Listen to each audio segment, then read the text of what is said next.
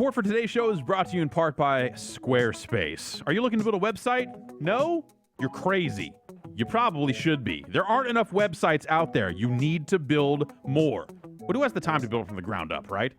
You should be using beautiful templates from world-class designers, and Squarespace has those in spades. They make it easy for you to turn your idea into a new and unique website. Just a few clicks. That's all it takes. They've got analytics so you can watch the numbers get higher as your website grows and grows and grows. And if you have any questions, they've got customer support there 24/7 for you to help it out. Think it, dream it, make it with Squarespace. Head over to squarespace.com right now for a free trial. And when you're ready to go, you can use the offer code Bombcast to save 10% off your first purchase of a website or domain.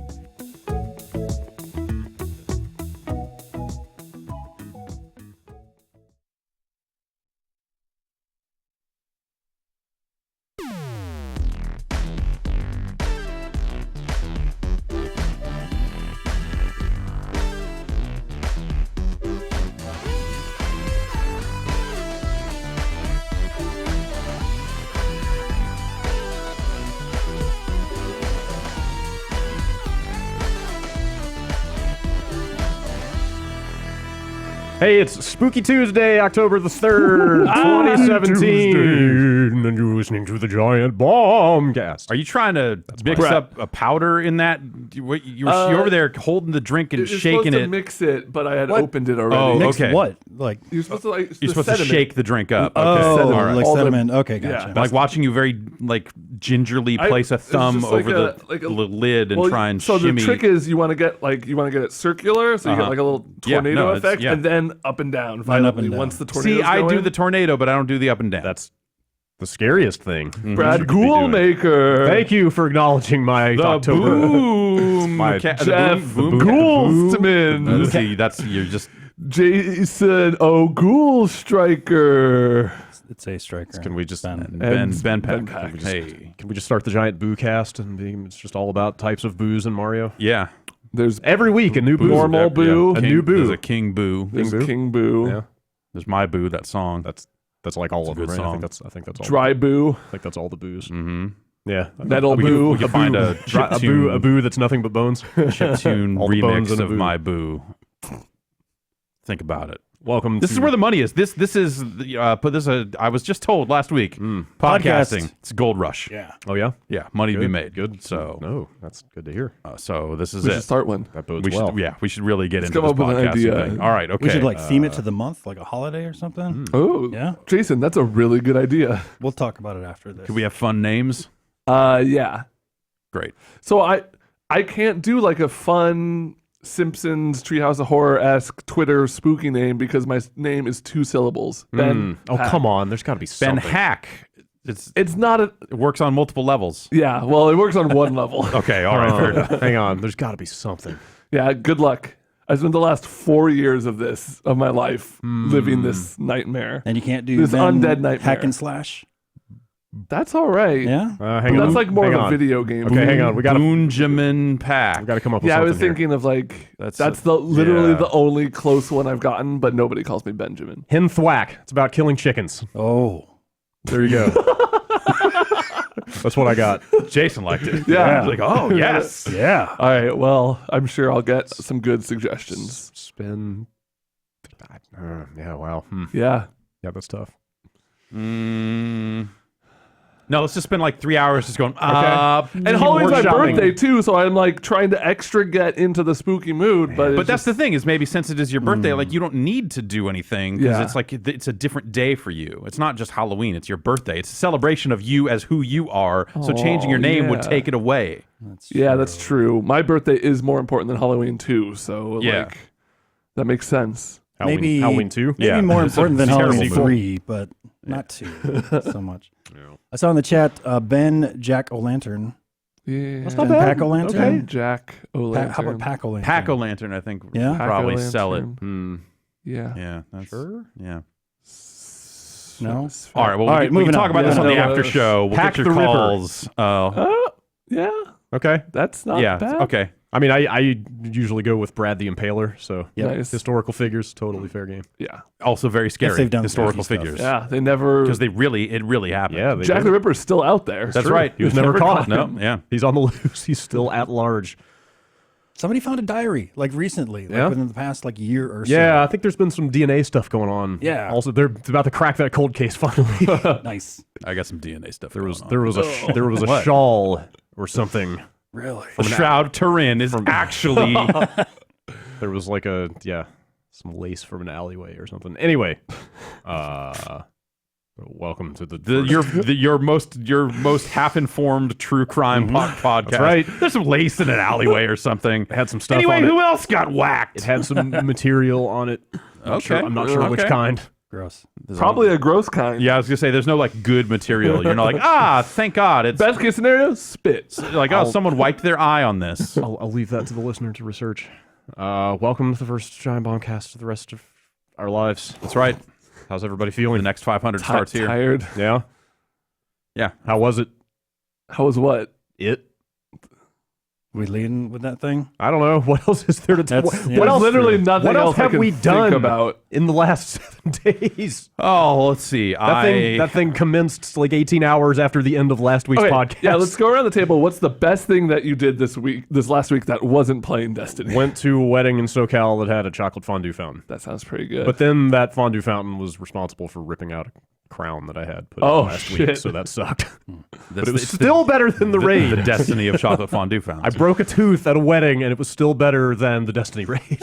Jeff? I played Steamworld Dig 2. That's definitely up there. Oh, that game's awesome. That game is so good. What a fucking awesome game. Man. It's like And not only that, I'm super like, A, I know way more people playing this one than the first one, and Yeah. B, they seem way more excited about it, because I It's- feel like the first one was like way underappreciated. well, Yeah. I enjoyed the first game. I need to go back and play it because I'm trying. Like my memory of the first game is that this is really good, but the idea seemed a little thin at times. Like it didn't seem like there was maybe enough content to it. I'm trying It's to very remember. light. Yeah, I played through that game like 3 times on different platforms Yeah. because it was like a 5-hour game. Right. And it was just like a very relaxing, like kind of not mindless, but and this game is also, I think, very relaxing. It's super relaxing. And I think the music's fantastic. Yeah. I like the look of it. Like if it's basically like if Mr. Driller was the star of a Metroidvania. is it more Mr. I was gonna say like Dig Dug plus Metroid. Is it more Mr. Driller? I might. If you want to go old games, it's more Boulder Dash than okay. than Dig Dug. Because you're dropping, I would say, dropping boulders. yeah. and Which Dig Dug did stuff. have some Yeah. rock drops in it, but it's Dropping that rock. It's yeah. a digging game. Yeah, you dig. It's a 2D game where you're It's one of the illustrious dig games. Yeah, you're you a little- level up to dig better or like other stuff. You're a little robot with a pickaxe, and you bust out rock one tile at a time. Yeah. and pick up gems You get very different hats. and go sell them. Yeah, no hats, but there are a lot of you can upgrades. get different hats. So in so Heist. yeah, like the I didn't like Heist at all. I didn't like you I at like all. Heist. Well, that's right, yes, Heist had the cool hat thing. Heist was great. So yeah, like I was because of Heist, I was a little skeptical about this game because I love the idea that they made a world, like they made the Steamworld like brand. Yeah. But then they seemed like they were going to make different games in that world. Yeah, you know, right. like the first game was what it was, but then Heist is it's like an XCOM, Exactly. Yeah, like yeah. a 2D XCOM. So I was like, oh, they're going to like experiment with different genres for every game. And then Heist came out, and you were like, "This is not very good." And they Oh, were like, come "All right, on. Dig 2, here No, it is." Heist is You good. guys Heist were was right. cool. Heist is cool.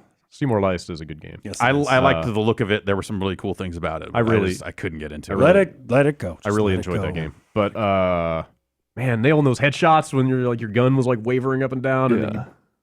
It's a good feeling, man. that was cool. Yeah. Steamworld Heist is cool.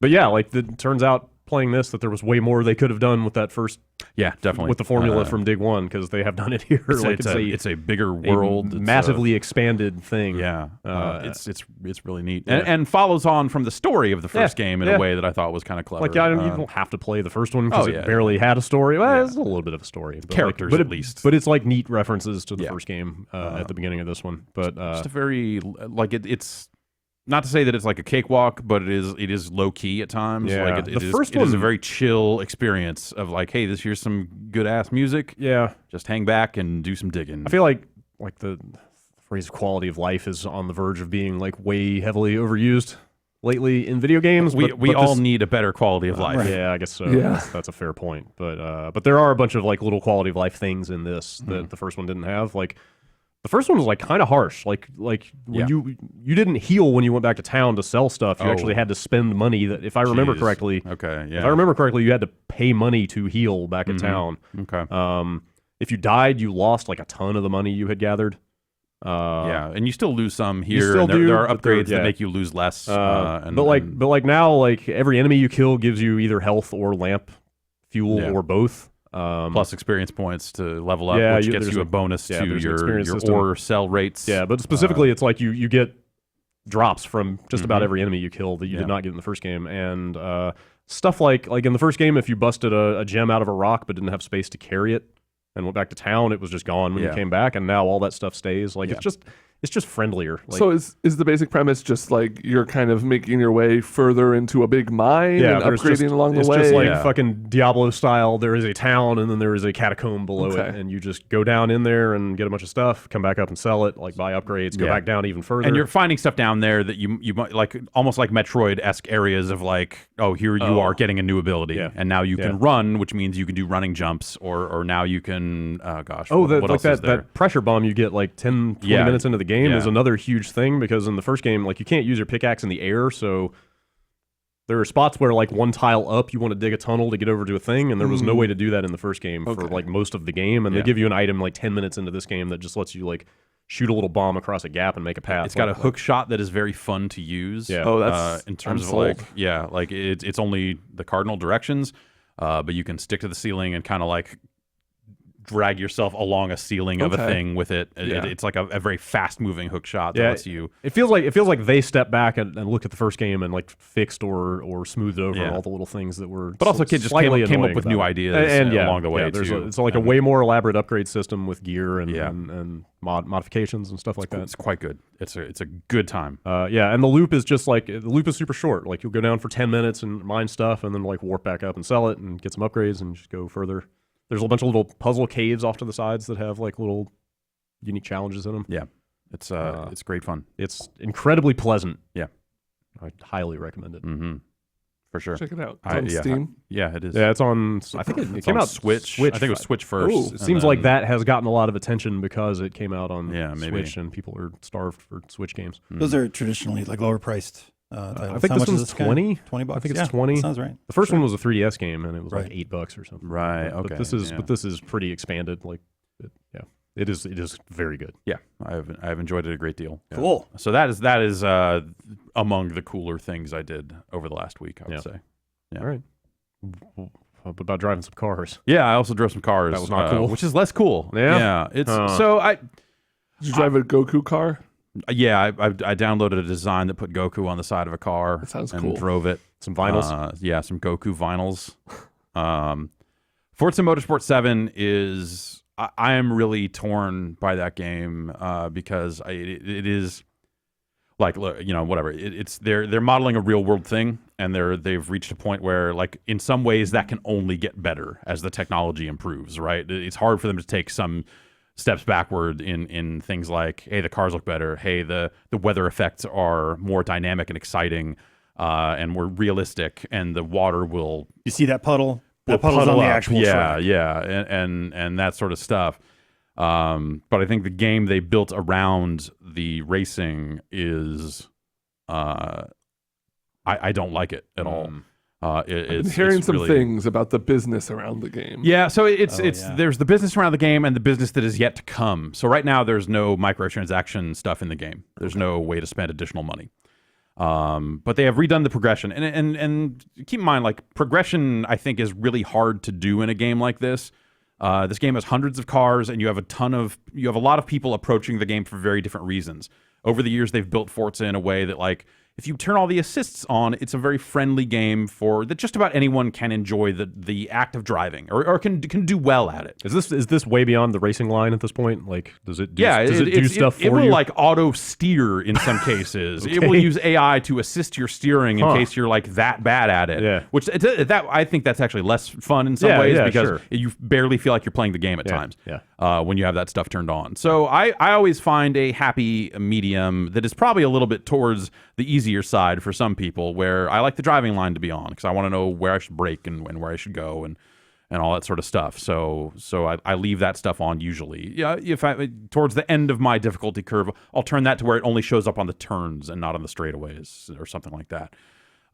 You have you can turn off traction control and anti-lock brakes and some of this stuff. The idea would always be that you would turn that stuff off and you would get more money for your victories. Like as the difficulty got higher, the rewards would increase in kind. Sure.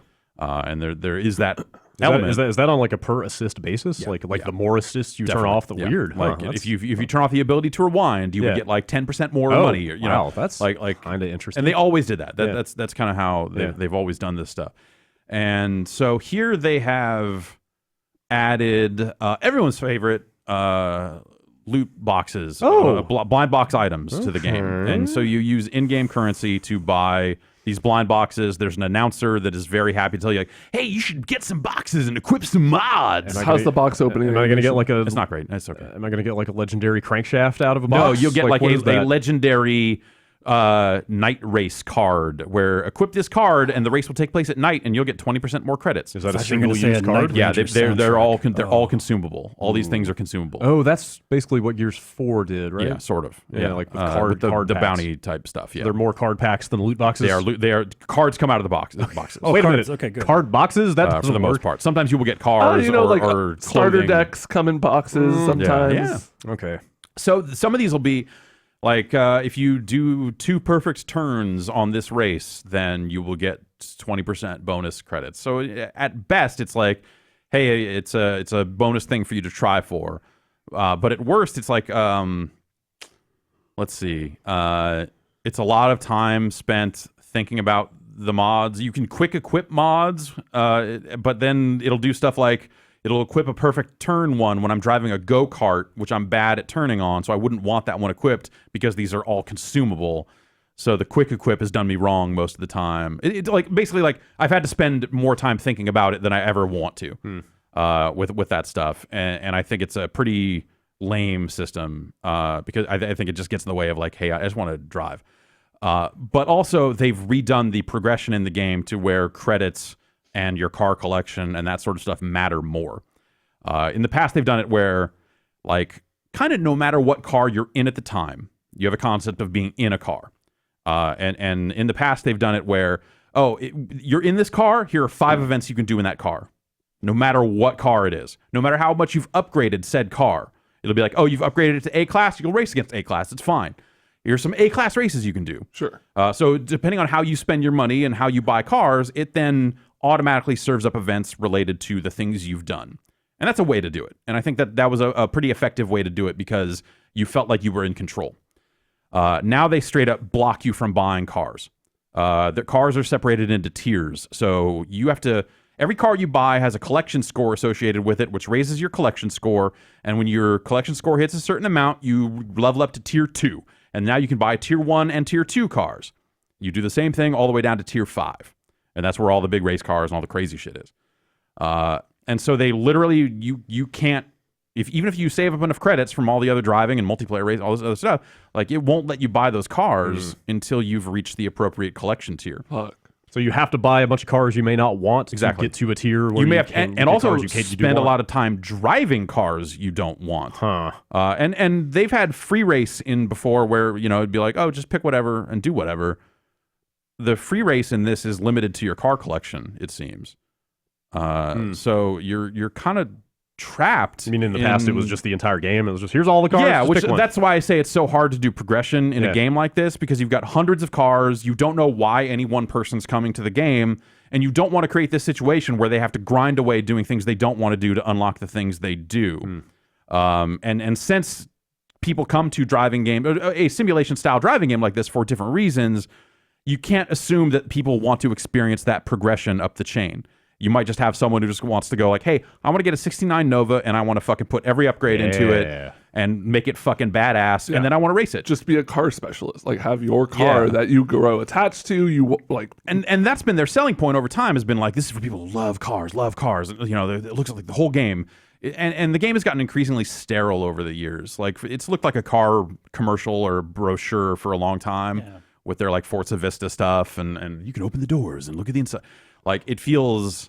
Don't they have some sort of exclusive deal with like Ferrari or Porsche. Is they have the deal with them. And so there's like an achievement for it looks like a sales thing where it's like there's an achievement for driving one of those cars, for driving a Porsche, and stuff like that. And so I feel like the progression is really kind of broken because they've made a lot of that grind matter more at the same time that they added a bunch of blind box bullshit that can in some cases lessen that grind.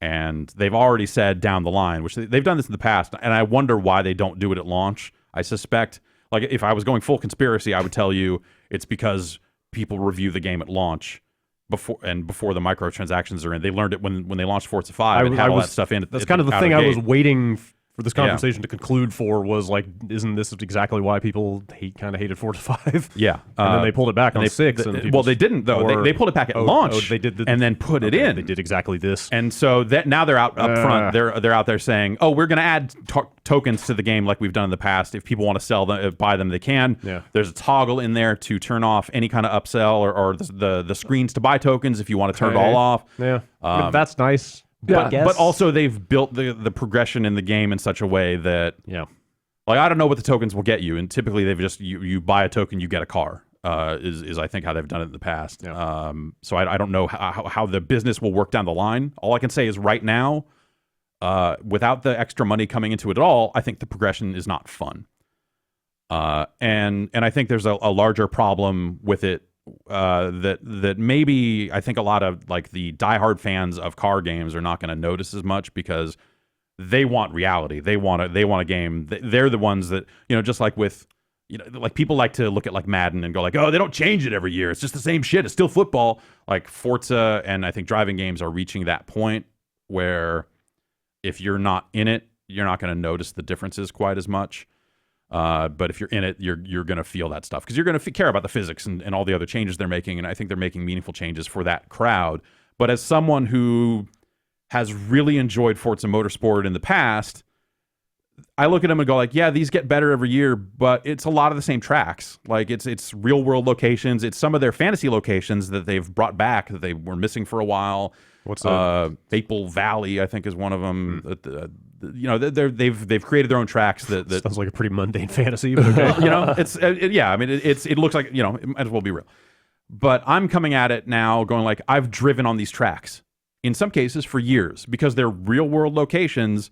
So and I don't care enough about motorsports to value that. I would rather have all new tracks to drive on. Even if they're not real locations, and throw like the Nürburgring in there because it's the Nürburgring or something like that. And so, it's great for, because they're approaching reality. They're getting closer all the time with it. And that's cool, but that's boring because I feel like I've driven these tracks before most of the time. And I get on and I go like, oh, I remember this turn from the last 4 of these. It's my favorite turn. Yeah. Or, oh, yeah, I guess I had trouble with this turn last time. It is what it is. Oh, and love so that turn. It's one of the best turns in video game history. right. Yeah. Because I don't know the tracks well enough to go like, oh, this is definitely Suzuka or whatever. But I recognize individual turns and go like, oh, right. Yeah. Okay. Yeah. This is that track. Yeah. And so I want a bunch of new tracks as someone who doesn't really care about the reality of it. Like that stuff has become mundane. Yeah. And, making the weather more realistic and all the other stuff is great. But at the end of the day, it's the same turns. It's the same tracks. Yeah. In some cases, it's the same cars. And so that's reached a point of diminishing returns with me and the way I like to play these games. And so I feel like I'm falling further and further away from Forza Motorsport over the last, since the Xbox One. Yeah. Really. I mean, that's probably the reason that Forza Horizon has kind of become the thing that we get excited about, right? I think so. 'Cause, like, it's a little more like lively, but also like you're going to see some stuff you've never seen before because it's all fake. Right. Like it's all imagined for the game. Yeah. Yeah. It's more fun, maybe. Yeah. Right. Not like necessarily more enjoyable. Racing games aren't fun. It is fun first. They're prioritizing things differently for a game like that. Though I might even say, coming off of Horizon 3 last year, like they have this concept of the showcase race where you're just like, I'm racing against a train or a plane or a boat or whatever. And it's really just a time trial, right? It's really just a time trial because it's not like you can crash. It's so like that trick is they've used that up. So I think even Horizon, I think, could stand to freshen things up quite a bit. Yeah. I mean, Forza still stands as like one of the standards as far Totally. as like, you know, sim racing games. It is I'm not at sure or how near, it stacks up to, like- near the pinnacle. Like and on one level, it's kind of amazing that they ship a good, solid Forza product every year. Yeah. Like every 12 months, there is a solid new Forza and they're game. differentiated in a way that like, but I think that's reached a point where it's like I don't know that I'm a Forza fan anymore. Yeah. Maybe I'm a Forza Horizon fan, but even that, like, I'll be curious to see if they finally make some grander changes in 4. Yeah. But that showcase race stuff, the progression in Horizon 3, I felt was maybe its weakest point. Have they done a Horizon every 2 years? Yeah. Since that thing started? Yeah, Okay. they've been A team, B team, Okay. A team, But they've never A taken like team, 3 A1 years team, whatever, or something like that. Okay. So you think that just being a good ass racing sim like wasn't enough for them? They needed to. It's have not some enough. other hook? It's not enough for me anymore. Because the things that they're doing are repetitive. Yeah, not that it's ever been a mystery who those games are for. Yeah. Primarily. No, that's the but thing, when we though. went to that event and I was talking to him about Yeah. it, and like they wanted to make sure I knew that they had added a mode which is still in car, still with the dash and all the like the car art. Yeah. But no wheel. Because people want to have their real racing wheel appear to be the wheel they are using in the car. Yeah. It's like, all right, yes, okay, I know exactly but select audience that you're making these for. But no, like that's the thing though. If that was the case, this would just be Project Cars. Well, yeah, or then it wouldn't have something, all you the know, assist stuff in it. Yeah, But that seems like that's who they're thinking about primarily when they add stuff. It seems like it, maybe. But you know, Forza got good, to me, Forza got accessible and great in a way that Gran Turismo kind of never did. And Gran Turismo gets closer every time out, for sure. But like Forza had a great range of cars, production models, which is what I'm primarily interested in, and the race cars, the high-end stuff like that. But they also had a wide range of difficulty settings and assists that really meant anyone could play this game. You could have been a Need for Speed fan and come into this game and still had a good time. And when Forza 3 was coming out and Forza 4 to a certain extent, like to me, that was the sweet spot where they finally made it accessible and fun. And then since then it's been like, well, you know, like they nailed it in 3. 4 was technically better than 3, but less impressive because 3 happened. And then they moved to the Xbox One and you know, like the graphics get better every time out, but it's not doing it for me like at all. Like I'm playing it and going like, wow, this is super boring. I'm not having a good time with it. And which is a shame because I look at it and go like I'm playing on the PC, and I'm looking at it and thinking like this is one of the best video games ever released, probably Best looking. Okay. Best looking. It's a play anywhere, right? It is. Buy it once and get both. I have not seen the Xbox One version. I've only played on PC so far, and it looks fucking fantastic. Yeah. And the weather effects look amazing. Like it is a really tremendous achievement. Photogrammetry. Yeah, sure. But yeah, I'm not having a good time with it, and the way that they built the progression this year, like there would be fatigue on my part normally because of the things I've said, because it's a lot of the same tracks, it's a lot of the same cars and concepts and stuff like that was in 2 years ago and 4 years ago and 6, you know, like that sort of stuff.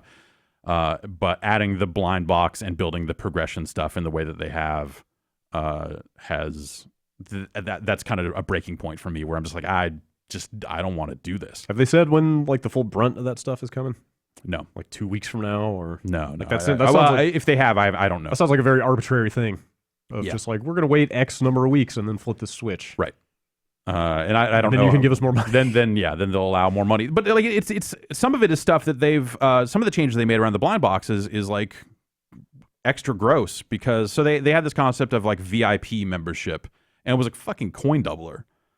Like it was like double race rewards if you were a VIP member. So you're earning more money and getting more cars and getting extra spins on your prize wheel. Is that like part of the deluxe edition or something? Yeah, it'd be one of the, or it was just a one-off upgrade you could buy if you didn't buy one of the enhanced versions of the game. To be fair, I bet most real life VIPs have some sort of coin doubler. Yeah, no, that's like to be a VIP, you gotta have a lot of coins. You found a way to work the system in your favor. It's called investment income. Yeah. So here, the VIP membership gets you cards that are consumables, just like all the other cards. So you will run out of the ability to get. Wait, what? Yeah. Wait, they've made VIP worse. What?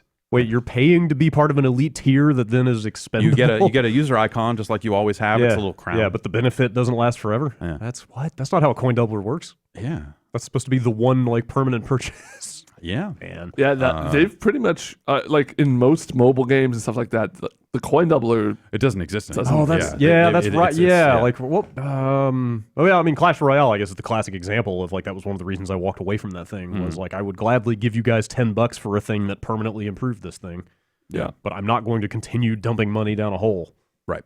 which your current business model demands. So, Yeah. So this isn't doing that because, like I said, they're not taking any additional money right now. Yeah, and I don't know how their tokens, but they will. And I don't know how that token system will work. I bet it's not going to make the game better. But yeah, it's just the number of systems and stuff that they built around the progression with these mod systems and cards and stuff, I think detracts from the game. Yeah, that's a shame. Like I remember, like I wasn't a huge fan of this stuff in Gears 4, but they had made enough beneficial trade-offs in terms of giving everybody all the maps for free and stuff like that, Right. that you could feel okay about it. It's like, okay, yeah, I need to like grind card packs to get better, what was it, like better shotgun card or like, you know, better like, Or like, hey, I get health 30% buffs. damage buff. or or, you know, XP whatever. buffs or whatever it was. But Look at my wood grain handle. right, yeah, a lot of cosmetic stuff too. But the meat of what you normally would pay for in DLC, like maps, you were just getting. So here they're also selling a car pass. Like they're still selling a season pass So for cars. that's what I was going to say. Like, The cars are not free. it doesn't sound like this has an equivalent of like there's free a maps. day one edition. There's a day one pre-order pack that's a bunch of cars. There's like a Hoonigan pack that gets you some Hoonigan branded cars. Sorry, what? Hoonigan. It's for hooning. Right. Yes. Okay. You want to do some serious hooning, you need the right kind of car for it. I think I do. Are you a hoon dog? I don't know. Are you? Oh God, no. Brad Hoonmaker. There you go. Yeah, so I just, all this stuff whittles down the experience around the edges in a way where it just gets to a point where I'm just like, I'm really not having a good time. So I downloaded Project Cars 2, and I started playing that. Okay. And just went all the way. but it doesn't have what I'm looking for in terms of just regular ass cars. I like the idea of you buy a regular ass car and put shit in it to make it cool. Sure. Yeah. Not Make it pearlescent. yeah. Whereas this is like all race cars, and so You're talking about like you want to race a Honda Civic or something. totally, Yeah. exactly. Okay. Yes. Yeah. I want to race a fucking Scion XD. Yeah. Slam it to the fucking ground. Put Goku on the side and fucking go. VW Golf. Yeah, man. Like that's to me the value of these games. Yeah. Is like, I mean, I bought a Lexus based partially on driving Lexuses in video games. I was like, oh, this car actually seems all right. Man, video games really are murder simulators. Yeah. Do it in the game. You do it in real life. And now Lexus is no longer in the game because Toyota pulled all of their production vehicles out of Forza and apparently Need for Speed. Oh wow. Are they just out of games? This was a news story I think about a month ago. Okay. Like Toyota, there's like 3 race cars and a truck I think in Forza. Huh. I don't know what the deal is. I suspect they looked at like the preferential treatment that Porsche was getting and said, "Fuck you, we're Toyota." Wait, but those occupy completely different car echelons to me. Like, does that make? I'll tell you. I feel the loss of Toyota way more than I ever cared about any of these fucking. Yeah, Porsches. I get it, but like, I mean, the names Toyota and Porsche don't occupy the same. But that's the like, if you're I'm coming at it like wanting to build up existing cars and all this other stuff. Yeah. Like, there's no Supra in there. There's no. Yeah, sure. There's a ton of iconic fucking cars that Toyota has made over the years. Yeah, the Tercel. Yeah. Hey man, the Camry's a pretty fucking solid dude, car. My mom drove a Camry for like 15 years. Yeah. The thing had like 250,000 miles on it. It was still going when they got rid of it. So I feel that loss. Yeah. The loss of that brand out of that game, I think, lessens the Yeah, experience. it is definitely like a bedrock car company. Like, Totally. In terms Like, of just like it's one of the ones you would expect to be in there. And so I don't know. I assume the situation is either Toyota was like, this is not good for our brand, or we could make more money off of this, or whatever. I assume that's how this went. Maybe because they're supposedly not in Need for Speed as well. Oh wow, yeah. So Maybe they, like many other companies, suddenly don't want anything to do with video games. Or maybe there's that. Yeah. But there are still Toyota race cars in it. So if they were taking a stand, they would probably go that way. Gonna go sponsor an esports team instead. Right. All right, Yeah. okay. Yeah. Way more friendly. Yeah. So I don't know. Like, there's just the core of it. I think is really sound. Like, the cars drive well, as they always have. You know, the options are there. The tracks look great. There's a really great fucking wavy tube man that shows up in the background of those tracks sometimes. You just go like, man, that's a fucking good looking wavy tube man. Good physics. Good wavy tube physics. Good wavy tube physics. When you think about where we were at the start of this generation, people clowning on Forza on the Xbox One, and you look at it now, you're like, fucking holy shit. Were they? Oh, yeah. Trackside car, right. like human face stuff. God, right. Like it was halfway to wall guy territory. We were at the vanguard of the investigative reporting. I guess we were. On I guess we did zoom in on the state of crowds in Forza 5. I guess we did, didn't we? Right. People were clowning on it. Yeah, I guess some people would have you believe. So, yeah, it's hard. It's improved in a lot of ways that don't necessarily overcome the new shortcomings and some of the other stuff. To the point where like I'm not. This is not a review of the game, but I'll tell you, I have played as much of that game as I want to play, and I have not made it out of the first championship series. And I'm just like, I finished. I have spent hundreds of hours playing Forza games over the years. I don't want to play any more of this for the combinations of reasons that I got into, and that makes me sad. Because I have had great fucking times with Forza over the years. I want you to check back in when they add that real world currency stuff and see how that'll probably gross fix it. gets. Yeah, that'll probably be way better. Go throw $50 into you nailed it. See what happens. You'll get more emotionally invested, and then I got money on the line. Right. Yeah, I don't know, but also like Project Cars 2 didn't really do it for me either, because like I said, it doesn't have the same cars, and it's not as friendly. You know, they've got assists, they've got stuff. Like it is a very good-looking PC game. Is that the hardest of the hardcore racing games at this point? iRacing. I was going to say, is iRacing still going? I couldn't tell you. Like at some point, that stuff gets hardcore in a way that I'm not. Yeah. I'm not capable of really. At some point, it. People are building entire like fake car interiors to sit in to play them and stuff.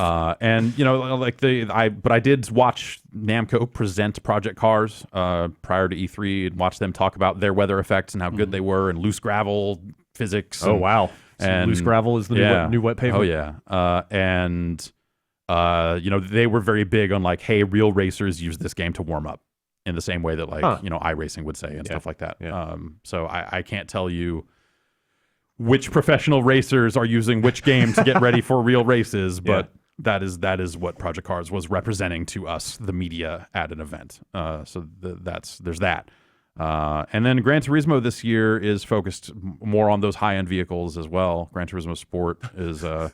You said the phrase Gran Turismo this year, and I know, right? I was like, wait. There's a demo out like next week. Right, and it's out in like 2 weeks. I have not seen that game at all. Huh. I've not seen anything. Yeah, they had it at E3. I think Alex went and played it. Okay. It's been around. But I think they're also, like this time out, focusing on the higher-end cars. And that's been the beautiful thing about Forza is because... You know, Gran Turismo in years past would have the like, we've got our premium cars that we spent time on, and then there's the cars that are not as realistic. It's just the underside is just a PNG. Right, yeah. It's just like hot pings for you all over the place. And that's always been really off-putting. No, those cars get JPEGs. Okay. Yeah, they're compressed. And, you know, Forza was like, I think they have like 700. They have so many fucking cars in this game. There's a lot of cars. This should be a slam dunk. This should be easy. This should be like, hey, we blow the other guys away in every aspect. But yes, but they're not going to get around the problem you're having of just like you're bored of the tracks because those are the tracks, and you know, on some level, when they're putting out a game every 2 years, they don't have a lot of time to innovate. Yeah, but I can respect like that. I can feel okay about it. Like that's going to lessen my enjoyment of the game, but I can understand it. I can go like, of course you will have. Fucking Sears Point or whatever it's called now. You know, I guess the progression stuff is the stuff that's more arbitrary and didn't have to be that way. That's the stuff that I think they've just stuff. Makes it sound. I just think they've done it better in the past, and I think it's a really hard problem because I think they've gone too far the other way as well. To where all the progression felt meaningless because you could just get in whatever and do whatever at any time. Was that somewhere around the 3 and 4 era? That was probably that sounds 4 to 6. That sounds like 4. I feel like my dad played a ton of 3, and I remember that being I'm sitting here parsing the history of this podcast, trying to remember when you said that about Forza. It was probably somewhere around 2010-ish. But yeah, it's one of those things you look at and go, this is like a tremendous achievement for video games in some specific aspects. And at the same time, they've managed to turn this into a game I no longer want to play. That's unfortunate. I don't know. Yeah. It's a bummer. I was really looking forward to Forza this year, and it's pushing me away so hard. And it's also like it's pretty crazy to think that this is kind of Microsoft's game for the year. Yeah, there's that also. It's like, man, like I've definitely seen other people complaining about some of the packs and cards and stuff. I would argue that they put out both of their biggest holiday games on Friday. Yeah. What would you say? I would. Two of their biggest holiday games that also look fantastic. Yeah, sure. In terms of it, like it's not. I mean, it's on PC, it's on Steam as well, but Cuphead came out on Friday. Yeah. But in terms of games that on a console at least you can only play on an Xbox, like that's kind of it for the fall. Battlegrounds.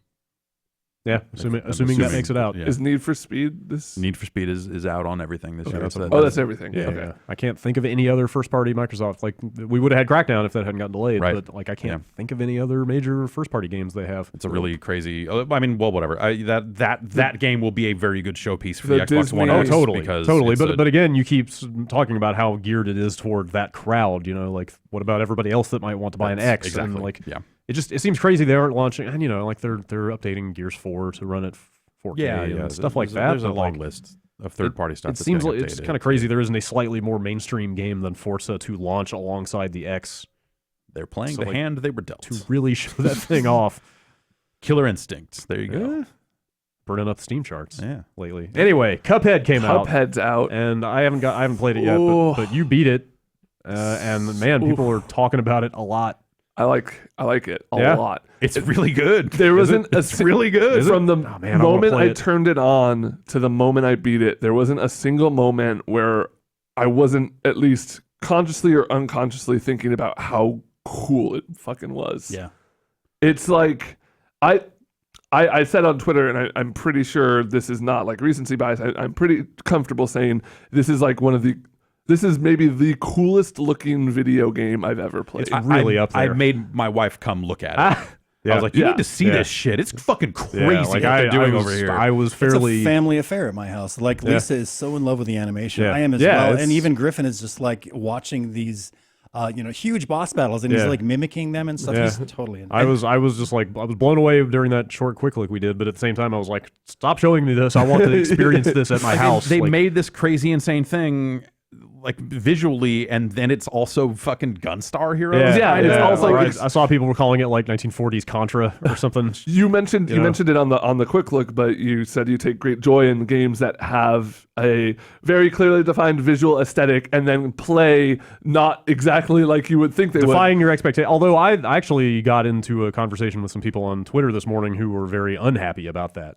Like I mentioned Ori and the Blind Forest in that quick look as another example of like Oh, sure. like games that have like very pleasant, like you could almost argue childish or like Cheery. yeah, Bright. or whimsical or whatever sorts of art styles. And then you sit down and play them, and you're like, "Oh my god, this game hates me." I see why people would not like And that. I see why and- people yeah. go like, "This is like a fun thing." Oh wait, like I want to see the rest of these bosses. exactly. Yeah. Like especially in the case of Cuphead, it is so gorgeous. You want to see everything Well, there does is it to have see. any kind of difficulty options at all? Yeah, Or- this Yes. is a simple setting, but you can't. So you basically- can't finish it on simple. Yeah, Oh, that's so weird. the way Cuphead works is it's mostly a series of boss rushes. There's 5 bosses per world, with a couple more in later parts, and as well as some run and gun levels that are mostly like a 2D platforming shooter, side-scrolling shooter.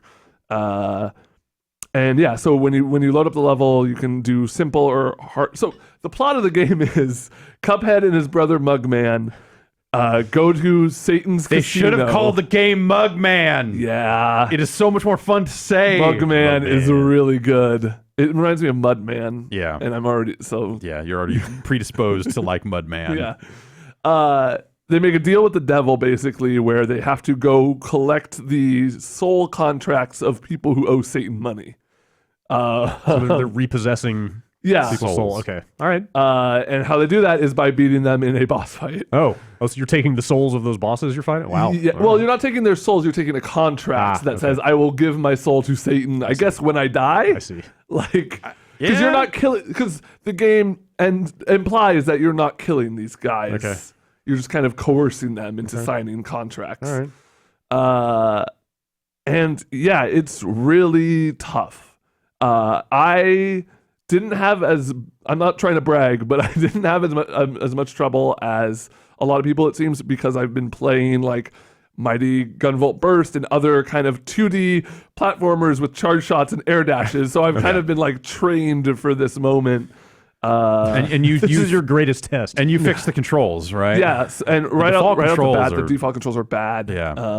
Yeah, especially for that dash. Yeah, Wow. is Dash it, on Y is like a it terrible. Is it because jump and attack and dash are all on face buttons? Yeah, and special. Okay. So yeah, But you can remap everything? You can remap everything. I put like dash and you can hold a button to stand still and aim your shots. It almost Put those seems on like triggers. they tried to make it Super Nintendo controls, where they use Yeah. the two bumpers and the 4 face buttons and not the triggers.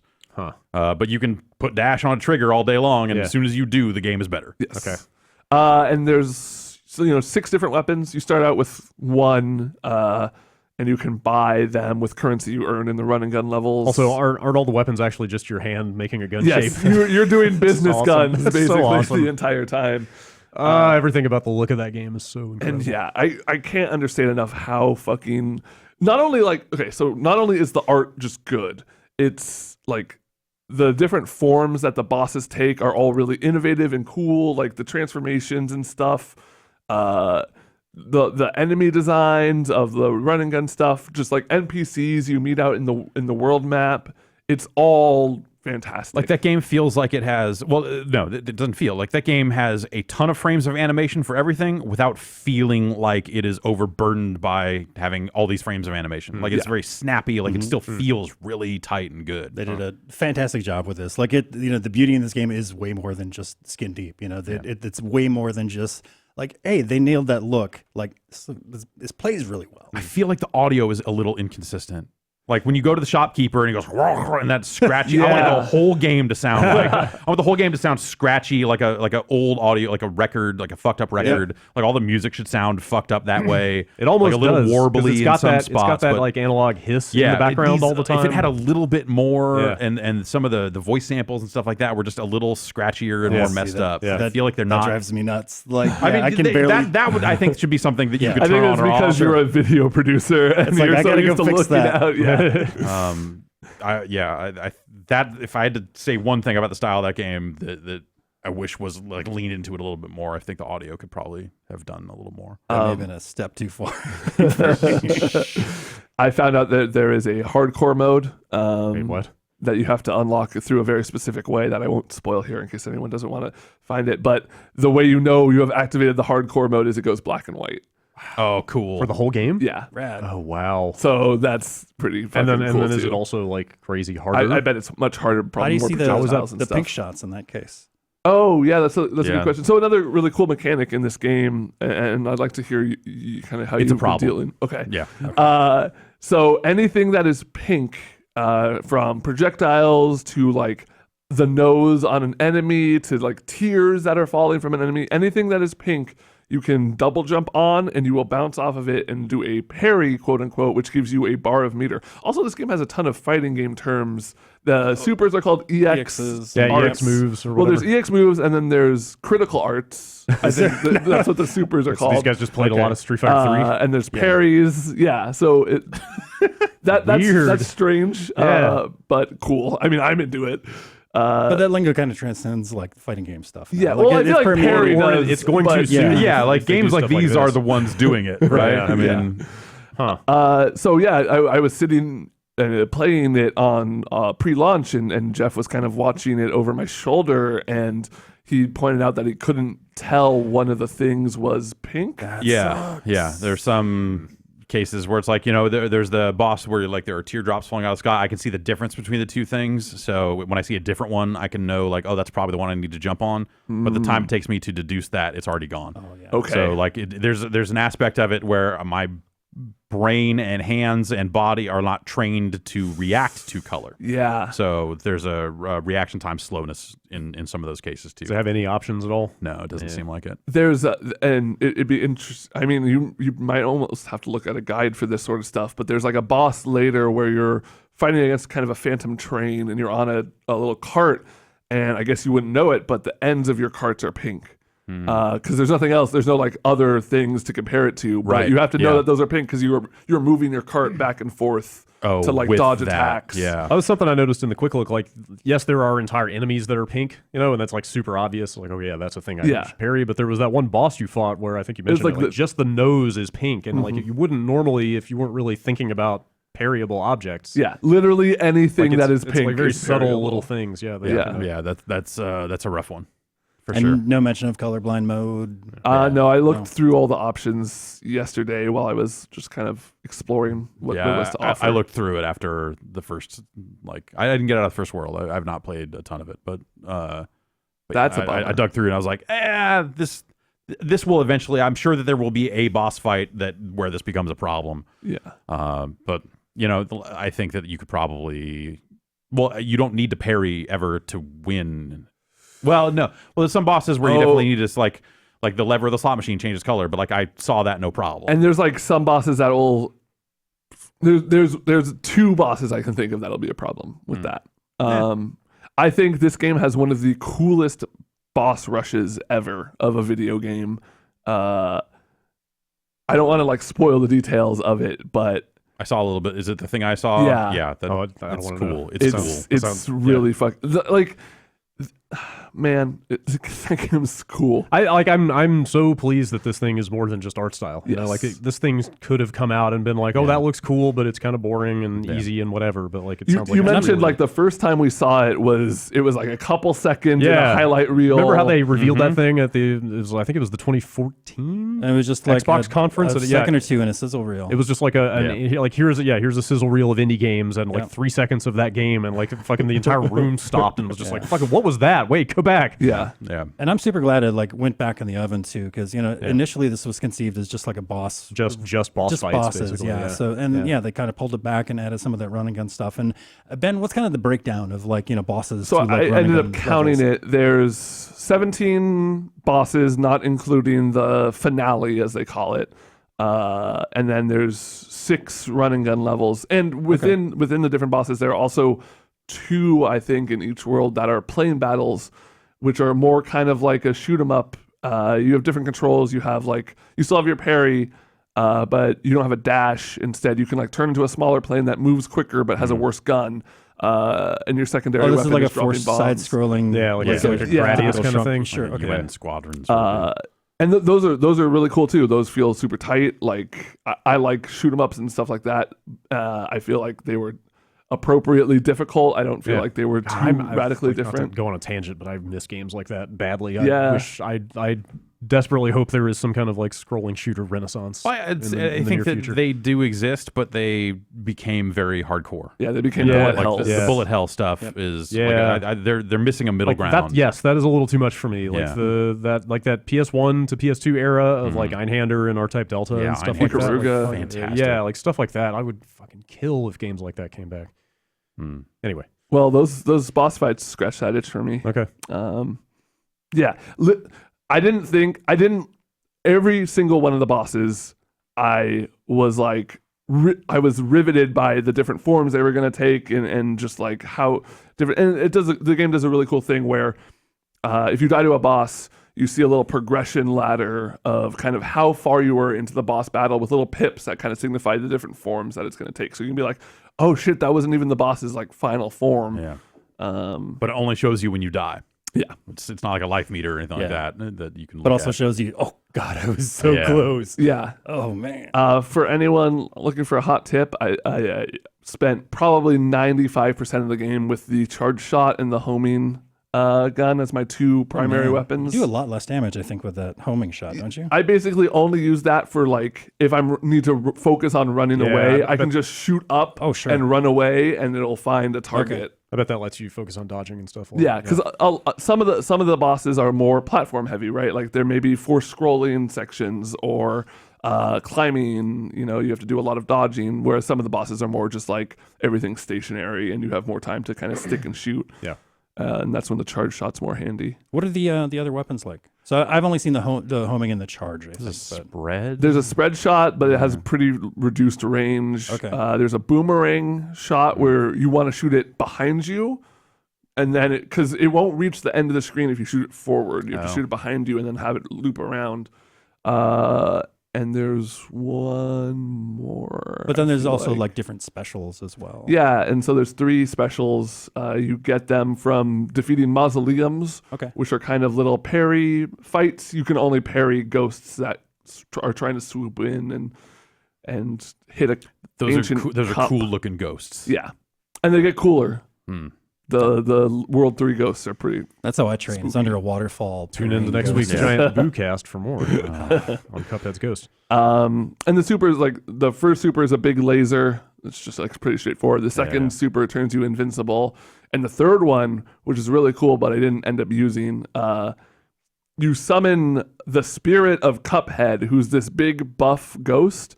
And you control him with the analog stick, but while you're also controlling your main Cuphead. And he just like floats around and does kind of a spinning lariat over and over. So you're just like having him hit the boss while also, but if you float him off screen, then he's gone.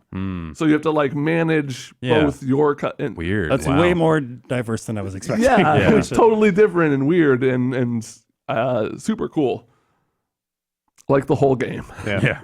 I think I'm gonna go back in and try and beat that hardcore mode, but even unlocking it sounds incredibly daunting. So okay, you're at like 97. Yeah, I got to 97% complete, and I think that last 3% is unlocking that mode. Gotcha. I was starting to say earlier, like I am somewhat sympathetic to this argument I see on Twitter from people that feel a little hoodwinked by this, by looking at it and thinking like, oh, that style looks very inviting and kind of like all ages and all skill levels. And then I get in there and like I think that's cool. I think that is a cool like subversion of expectations. But I would think that because I like hard games, so I don't mind it. But I can see why. Also, I think like some people are a little upset that this is way more challenging. If you're coming to Cuphead fresh and you haven't heard of it prior to right now, then also don't want to look it up at all. Yeah, then I think you'll be hoodwinked. But they've been pretty upfront about saying, "Hey, this game is meant to be incredibly difficult." Yeah, I don't. Years maybe hoodwinked is a bad word because this is coming from people who very well know exactly what it's about. Yeah, without having spent money on it. It's more that's just like I want to play this game and it's harder than I want to deal with. Yeah, no, that's understandable. Have you tried the simple mode at all to see if it's like? No, I tried on one of the boss battles and it cut out some of the forms. I guess like it changed some of the attack patterns, lessons. Yeah, I believe you can't get into the last area unless you've beat them all on normal. Sure. Okay. I wouldn't know. I'm not a fucking casual. Yeah. Jason. Wow. No, I did it for research. And I had already beat it. No, that's fine. Okay. All right. Okay. Got to play that game. It's good. Got to play that game. Yeah. It sounds like that there was some save bugs and stuff with the there was Windows like some, Store and some problem Xbox One versions. Also, some problem with downloading it. Yeah. The day it came out. It sounds like that's. I played the Steam version and it was fine. I don't know. Excellent. Jeff, you want to talk about Atomiga real fast? Yeah. Do you think that's how it's pronounced? I was thinking, I look at it and think at Omega, maybe, but Atomiga actually maybe makes more sense now. I'm coming off of Nier. Yeah, right. Automaga. Everybody says it automata when it's automata. Maybe that's where that came from. It is automata. They say it in the game. Yeah, but the actual word is automata.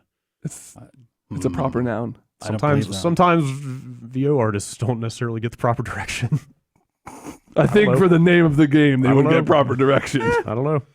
Ben, who's the guy in Street Fighter? The French guy, Street Fighter 4. French guy does a bunch of rolling. Abel? They say Abel.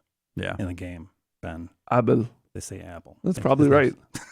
now I'm second guessing everything I just said. Yeah, I could be entirely wrong. Anyway, it's a competitive shooter from Ubisoft that kind of just came out under the radar. It's from the Grow Home team. So is it definitely from them? Because I looked at the press release and it said something like from the same idea incubator as Grow Home. So maybe I don't know it's not. Anyway, but yeah. I guess I haven't run it down, but they have attempted to connect it to those games. They definitely pitched it lineage. As like, And in similarity, it came out with none of the Uplay stuff in it and all this other stuff. It is just on Steam, a separate thing, and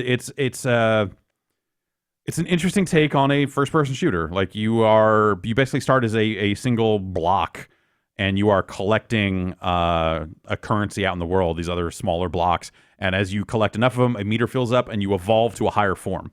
I figured it was going to be like a Katamari kind of thing. You're rolling around picking up more blocks. No. Agario. It's eventually you become like a block dinosaur, and then a block gorilla, and eventually like a block omega. Really cool. And the largest form is like, as soon as anyone hits the largest form, like they are shown through walls, like the entire game is notified someone has reached Omega. Are they super powerful, Yes. or are they? They are super powerful, but Yeah. super slow. That's what I was going to ask, if they were also vulnerable at that point. So when you if you are getting shot, your options become like, okay, die, and then you go all the way back to the bottom, or you can punch out and teleport and only lose some of your mass. And go back to a lower form, but not the bottom again. Right. And so when you're in a higher form, the collected blocks add more mass. So you kind of like it's this accelerating process. Your weapons will become more devastating. You'll be able to jump higher. So like, the places that were hard to get to before are way easier. The tiny crevices in the map you might be able to get into early on are no longer accessible because you're too big. And sounds it is kind of cool. And it's a This deathmatch sounds game. really cool. You're just kind of in there just shooting all the other players. Yeah. What platform? I was playing on PC. I want to say it is also on consoles. Is it? I thought it was just PC but it might for just now. be PC. me see. But I thought I saw it was at least coming to PS4. Maybe I'm wrong.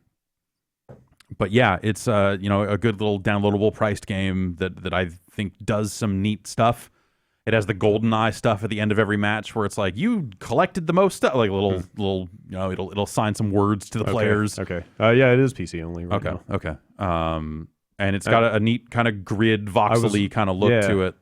Not quite cartoony, but yeah, a little like colorful. Yeah, I think it's a neat thing. Wow. Yeah, this looks. I gotta try this. This sounds cool. Yeah, we'll take a look at it. Either it's slight in a sense that you kind of get it right off the bat. Yeah. And there's not a ton to it. So maybe we'll take a look at it on UPF or something like that. But it's cool. I have enjoyed the little bit of time I spent with it. It seems multiplayer neat. only. Yeah. Oh. It's a online competitive. One game. map or a bunch of maps? Pretty sure it's one map. Oh wow. Yeah. That is slight. Yeah. Huh. Yeah. I mean, I played a few hours of it and never saw anything different. So, so I'm pretty sure it's one map. That's just all the best games only have. Were one there map. a ton of people playing, or did it fill with bots? Or There were enough people playing for me to get into matches. It seemed like the match size could scale a bit here and there. It wasn't 4, but there definitely were cases where it felt like there were 4, but definitely cases where it felt like there were more. And I think because you're growing and because of the size of the map, if there's a lower number of players, it just means the fights will take place at a higher tier of evolution because you'll get bigger to the point where you will see the other players. Gotcha. And you'll be able to get there because you're not getting cut down It's a before neat you get idea. there. Yeah, it's neat. It's neat. I like neat games. Yeah. Jason, is Gundam versus neat? Yeah, it's really neat. It's been neat for quite a while. What is that? I think I've talked about it before. That's like a little bit of virtual on, that's a right? Jason And like a and Vinny game? team-based battle. Yeah. Yeah. Well, I think it's I hope it's I like a Vinny it. Yeah. based Oh, game. you Ben, into you it too? played Yeah. some? Oh. Or I haven't played this Gundam Versus, but I've played other Gundam this games. is like a long running thing. Yeah, it is. And the gameplay's kind of changed a bit over the years. But Did this more- originate in arcades? Was this at some point? in Gundam arcades? are huge. Yeah. And Yeah. the Gundam games are like probably the second. Were you just about to say Gundam is huge in Japan? Was that what They're you- really big, Jeff. love They're really Gundam. fucking They like big. robots Yeah. over there. No. Fucking crazy. They're like the size of 6 men. Yeah, like That's Gundam tall. Extreme versus I think Maxi Boost is still like pretty big Yeah. in the arcades. You'll over see there. them like near the fighting game machines. Yeah. But is this a port of those, or is this a separate thing? This is a separate thing. Okay. It's its own entity finally, and they're now allowing for like 3-on-3 battles, which sounds fucking crazy. Yeah. But yeah, a huge amount of Gundams to choose Now from. that's a lot of Gundams. Yeah, and like 180 many different. much More than many 5 much Gundams. Gundams. So yeah, kind of a once you were 3-on-3, virtual on style stuff. A lot of melee attacks, a lot of missile attacks, depending on who you choose. There's a lot of sidestepping in that game, and that's the majority of the gameplay there. But there's some real subtle. It's hard to play. It's hard to play like effectively. Like if you're like a main combo is just like you do like a range shot with like square or something, but then you do like a boost to like cancel out of that, and then do another one, and then cancel into another boost. And now they've got like a boost dive, which also stops your attack and cancel stuff. It's very technical for as like simplistic as the controls are. And that's why it's like I think it's so like well received in the fighting game community. It's because there's a high degree of like, kind of complexity. yeah. Tell me about installing the game. This is pretty fucking awesome, actually. So I installed the game on disc, and it said, "Hey, ready to play." So I hopped in, and of course it's the Namco Bandai like fucking wall of like TOS shit, and you can't hold right, and you just hold down, and it goes so slow, and you finally get to the end, and then you hit accept. All right, then they give you another one. Mm-hmm. They all have two. Yep. There's a privacy policy Except and an EULA license agreement. Right? Yep, you have to accept Yeah, both Namco. of those. So Namco lawyers win again. it's probably 15 minutes in that I'm done scrolling, and then it just drops me into like this grid type training room, and it's all fucking. It's just like one big battle. It's like a 2-on-2, but it's just like there's no life bars or anything. They just let you play that and play that and play that. And I'm like, what am I doing wrong? Is this a training thing? There's no prompts, but it's like as it's still installing in the background, they let you do that. Is it one of But I those was where extremely confused? Yeah, is it for one of a those while. where you throw the disc in and the bar fills in like 5 seconds and you can immediately launch no, it? yeah, it took a while for it to fill, but okay. but yeah, it's that confused me. But at the same time, they were playing the OG like Gundam anime music at the same time, so I was fine, man. I could have done that all day. I feel like that's like one of the worst used features of the new consoles is the whole like put the disc in and play it immediately. Yeah. Like people either just like it's like circumvent it completely. I just don't or, trust it. It's not abuse worth it. it. Like most of the time, it feels like abused. Like Yeah. Destiny is really bad with that, where like, oh, you can run it and can then launch you it run immediately, It's and like, it's do you like- want to watch the system level loading bar or their Or our- skinned loading bar? Like fucking why? Yeah. Like GTA does the same thing on there. That's dumb. But it's nice to have a semi-translated version of this. Like I imported like Extreme Versus on the PS3. This is just called Gundam Versus. Yeah, just like that's Gundam weird to me Versus. because there's apparently they've- been all these others. If like this isn't like versus Extreme Maxi Boost Yeah, or whatever. yeah, That's a hell of a thing. But yeah, this is like barely translated. All the menus are translated, but like none of the like Gundam icons. They'll show the icon from the show, which is not translated. Oh, it's all still but in also like Japanese? some of the cutscenes. There's no subtitles. Is this for only- them. Wait, there's no like- subtitles? Yeah. Wait, as far as I could wait, tell, there are no in subtitles. Japanese? No cutscenes? subtitles whatsoever. The So cutscenes voice- the VO is in Japanese. What? But it's short. It's like Surely there are. I looked. I don't know. There might be. Can't be. But the default option. Is that legal? The default option was definitely Japanese VO. No subtitle. subtitles. Weird. Yo, what about dubs? They might make some sick dubs. I don't know. Get Yeah, them on I it. want dubs, no subs. Does this That's, only that's have- a separate file you got to yeah, download. okay. You gotta I got to download an ass mux it file for yourself. extra subs. Does this only have like OG Gundam? Does this have like Gundam Wings? Does it have G Gundam? It's got wing, but it's not like Does it have every. Joe, You got that wing. Yeah. And I'm pretty sure anyway. All right. But there's like 200. If of I can these play guys. as Domon Kashu, then I'm Probably. buying this game right now. What are you talking about? I almost bought it over the weekend. I didn't realize it was actually already out, and I was Yeah. standing at a Best Buy for I don't even remember why. It's cool, man, but only if you're like into that gameplay. There's very little single play offerings, Yeah. although they make you go through these, like a trials, which are just like a series of fights, no real story behind it, but they make you go through that stuff to like unlock. Okay, so this is primarily an online competitive game. Yeah, Okay. for the most part, but you're gonna have to spend a lot of time unlocking, like getting resource points in order to unlock all these strikers. There's like 180 different strikers. Assists is what they're normally called, but I don't know if I can play through like the single player all that much, but it's. Yeah, dude, if you like that game, I really want to try the 3v3. I hope that holds up online. We'll see. That's cool. Instead of buying that, I bought every episode of Speed Racer on Blu-ray. Nice. Okay. Hey, did you like the movie, the live action movie? Yeah, Good. Yeah, It's great. Good. it's Good. fucking Okay, fantastic. you and me, we're cool That's now. I want Yeah, I yeah, want yeah. the world to be there Yeah. someday. Film foreigners from Speed Racer. It's so I'm down for good. that. The look of that. Oh my god, Mm-hmm. that Speed Racer movie. Yeah. Brad, I remembered my last game. Real quick. Okay. I just want to give a shout out to Golf Story. Oh yeah, Yeah, I I wanna want to play play that. Not at all what I expected. Yeah. It's pretty cool. It's like I'm walking around in this world. You can tee up anywhere. You just drop a ball and hit it. You can hit it into people, and they're like, "Hey man, what the fuck?" It's it's kind of like an overhead 16-bit RPG looking thing, Yes. right? But like the cool thing, so you'll talk to people and they'll like give you challenges like, I bet you can't hit it over there and not get it on the sand, and you do it and you get some money or experience. But then there's also like a they're character actual- points out a switch. He's like, hey, that's a weird switch over there on that island. I wonder what happens if you hit all the switches around here. Cool. and it unlocks like a secret. Is the golfing like traditional video game golf with a meter and You stuff? ever play Mario Golf? Probably. It's pretty much the Mario Golf. It's the three press. It's you hit A, Yeah. then you Wait hit for A the on the meter. max, Okay. I can and do then that. you hit A in the middle of the spin. I can do that. And Who you can makes- hit. Are there? I'm sorry. Who makes this? Like this kind of came out of nowhere. Yeah, Remember- I'd never heard of this until it came out, and then Yeah. people started losing their minds over it. They announced it a while back. Okay. And I didn't. there I were think definitely it people just that were like looking sort forward of to get it. dropped in a Nintendo Direct or something like Yeah, that. I think so. Kind of- Sidebar games. I plan on playing a lot more, and I'll talk more about it next week once I've gotten more into it. But I've seen some like pretty grandiose claims about it. Like I've Yeah. seen people saying like, "Oh, it's this year's Stardew Valley," or like, "Oh, it's Yeah, I my favorite game downloaded this it, but year, I et haven't had cetera, time et cetera." to start it yet. Are there actual holes of golf? yes, Like do you ever just play a 9? I haven't yet, but I get the impression that I will. Okay. Because there's like you're aspiring to join like the pro league, basically. I would figure like boss fights would be rounds of golf. Like That or would something make like sense. that. The game's got a really. It goes hard on its humor. Sometimes it works, sometimes it doesn't work. The game starts with you like and the tutorial is basically you as a child with your dad, and he's teaching you how to golf. And then like it says like 20 years later, and you wake up and your ex-wife calls you on the phone, and she's like, "Come get your bags," and you're like, "I can't. I'm gonna go golfing to be the best golfer in the world." And then you hang up and leave. They don't like that. Let me tell you from experience. So we'll see.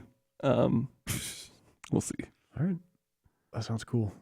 A lot of good games this week. Yeah. It's beginning to be the season. Stuff's coming out. Mhm. I'm just gonna say, lastly, before we go take a break, I'm pretty excited to be done with Destiny for a while. Yeah. This isn't a before the break conversation. Yeah. Oh, isn't it? Let's just get it out of the way. No, I need to stand up and clear my head before we actually talk about Destiny. Oh, I thought If this you- was going to be like a 2-minute. Well, Oh, we did that. Okay. I have some words. All right. Okay, all right. Well, in that case, we're going to take a break and then come back and talk about the Destiny raid.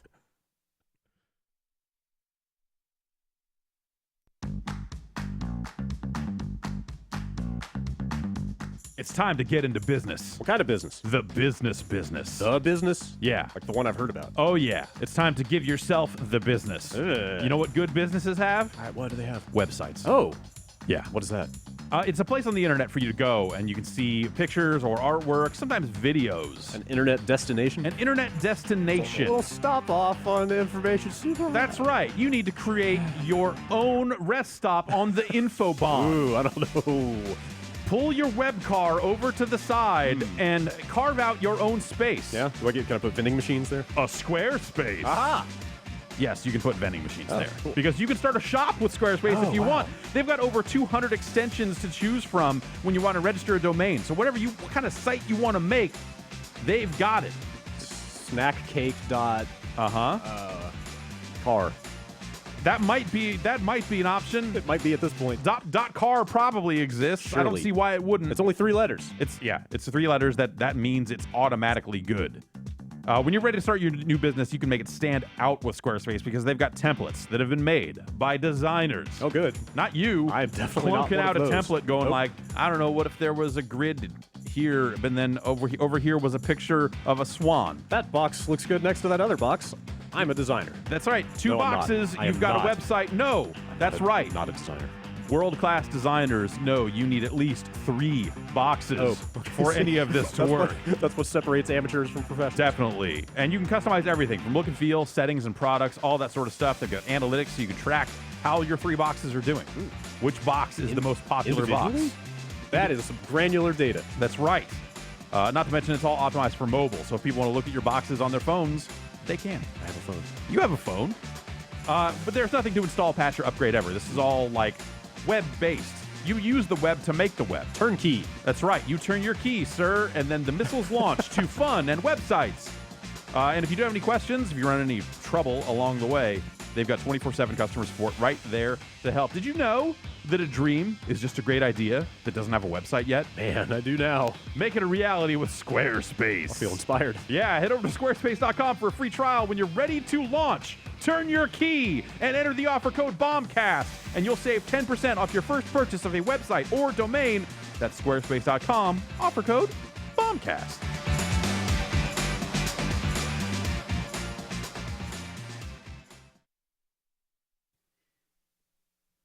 Okay. Apparently, this is going to be more involved than I bargained for. Let's do it. What? Oh, the Destiny stuff. What do you got to say? Why did you do this to us? Here's what I got to say. Fuck, Brad. Here's what I got to Dude, say. I got my ass I up, washed my hands of this thing. raid ready. I spent day and night playing Destiny to get my light level up, and then I didn't even get to raid. You have to take that up with Alex. Yeah. That's on him. No. Are you jealous of us? Alex made out like No, I'm not. Alex made out like he wasn't going to be ready in time, Yeah. and then like the night before, he was like, "Hey, I'm ready. Let's do it." No. And then you I had were a- also ready, and we had to make a judgment call. I had a feeling I he might be in. I Yeah. got myself raid ready Yeah. just in case you guys needed me. Yeah. I thought about sitting out so both of you and him could do it together. Aw, And I fucking totally should have done that. probably should. But so we spent 20-ish hours over the last week Yeah, I don't know how to get through that thing. took so long. I mean, to be fair, we had two people who were fairly significantly below the recommended. I'd say power- like 5 power power, level. right? Like Uh, 275, I thought was where. When we first started doing it, Alex, I think was 270. Okay. Yeah. I was Abby- 273. Yeah. Oh man. and Abby was somewhere around 272, 73. Yeah. But I don't know. Like They were a little higher by last night. Yeah. right.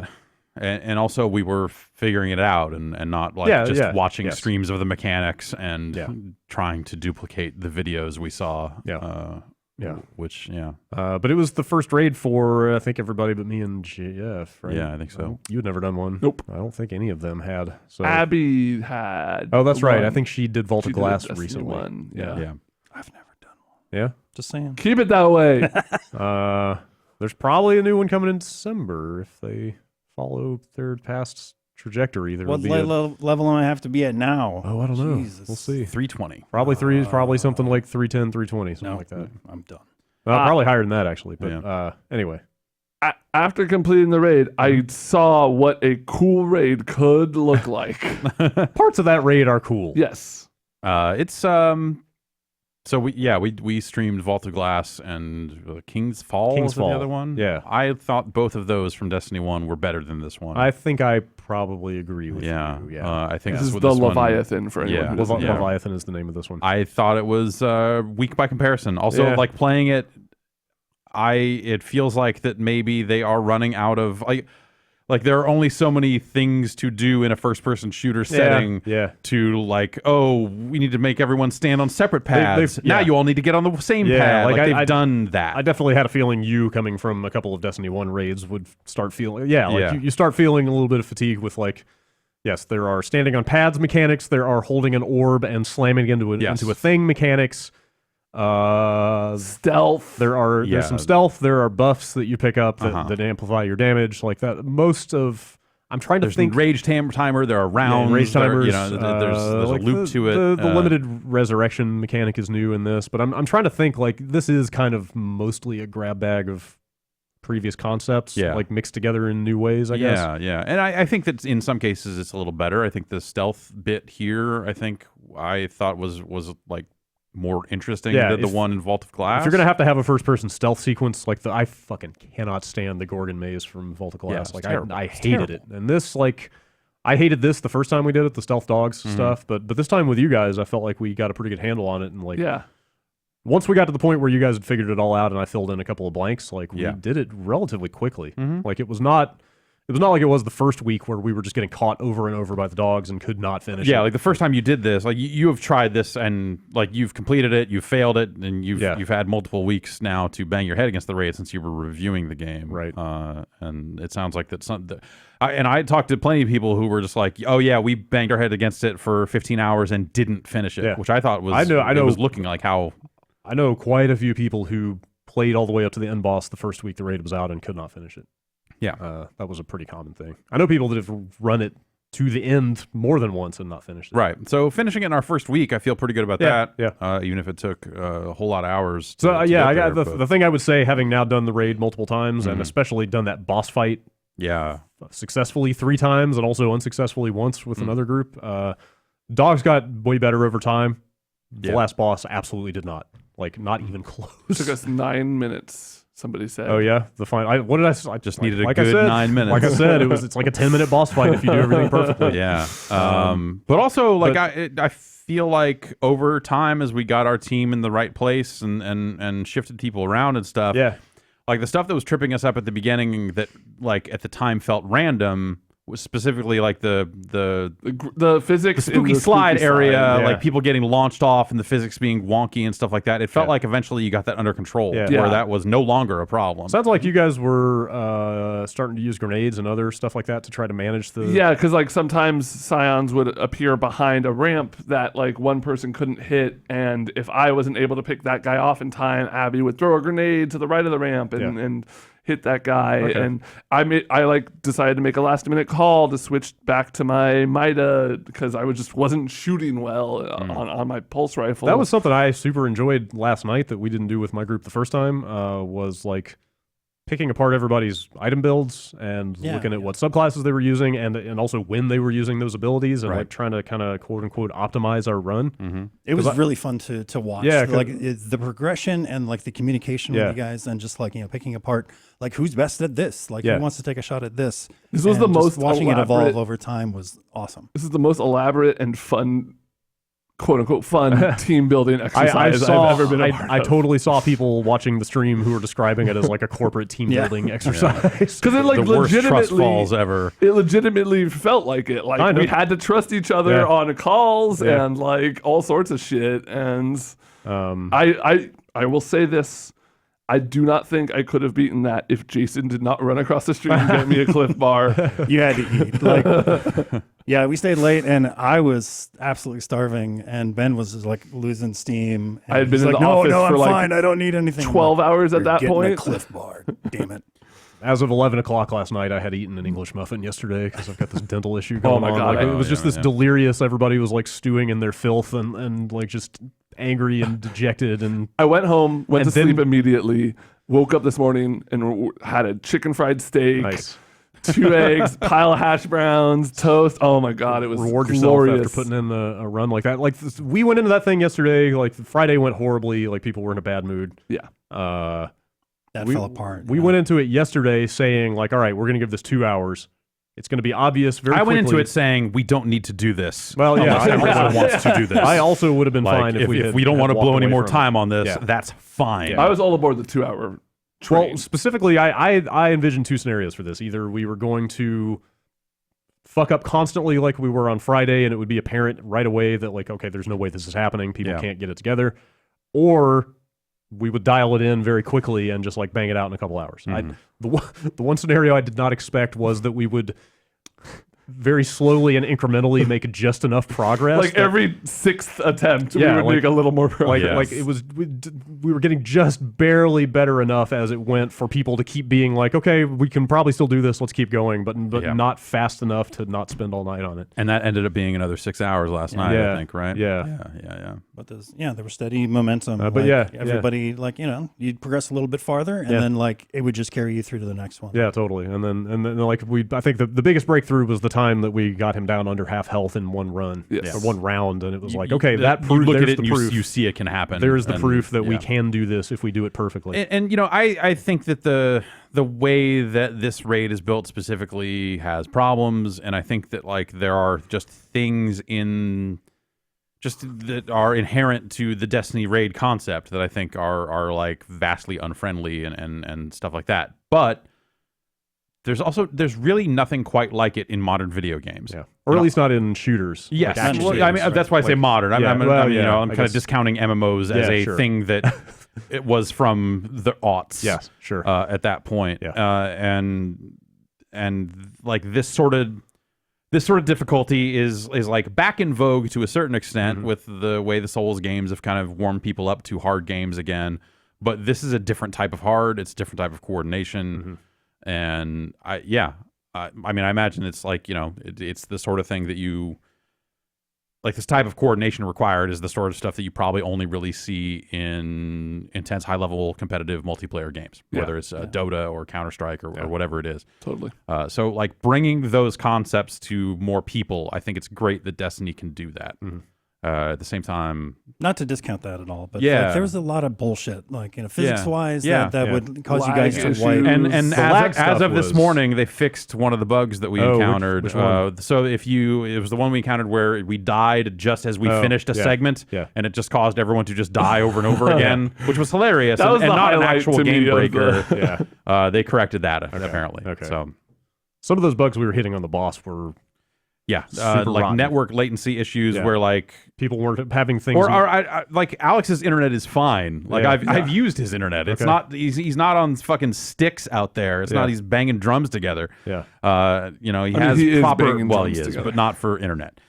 He has like a proper broadband connection. Yeah. And all this sort of stuff, but he was having specific issues last night that were basically breaking the game Yeah. for all of us. Like things were not triggering on time Yeah. for him that made it impossible. Like, and then the timing in those Yeah. the raid is so tight that that latency basically destroys a run. Yeah. That was the most disheartening thing. That was the stuff where I was like, I'm out.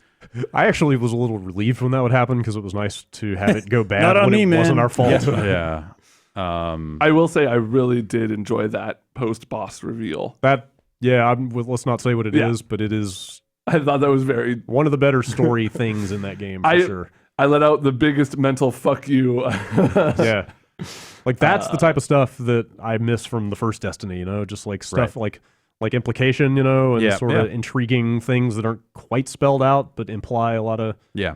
like bigger and more grandiose things. Mhm. Like I hope they start getting back to that again. I don't think this turned me off raids in Destiny. Yeah. I just have to hear that the next one is better than this. it's a rough one to start with. Like some of the like I've said, some of the Destiny 1 raids are better. I hear Wrath of the Machine, the one that I didn't do in Destiny, is one of the best ones they've made. Oh. The last DLC they put out.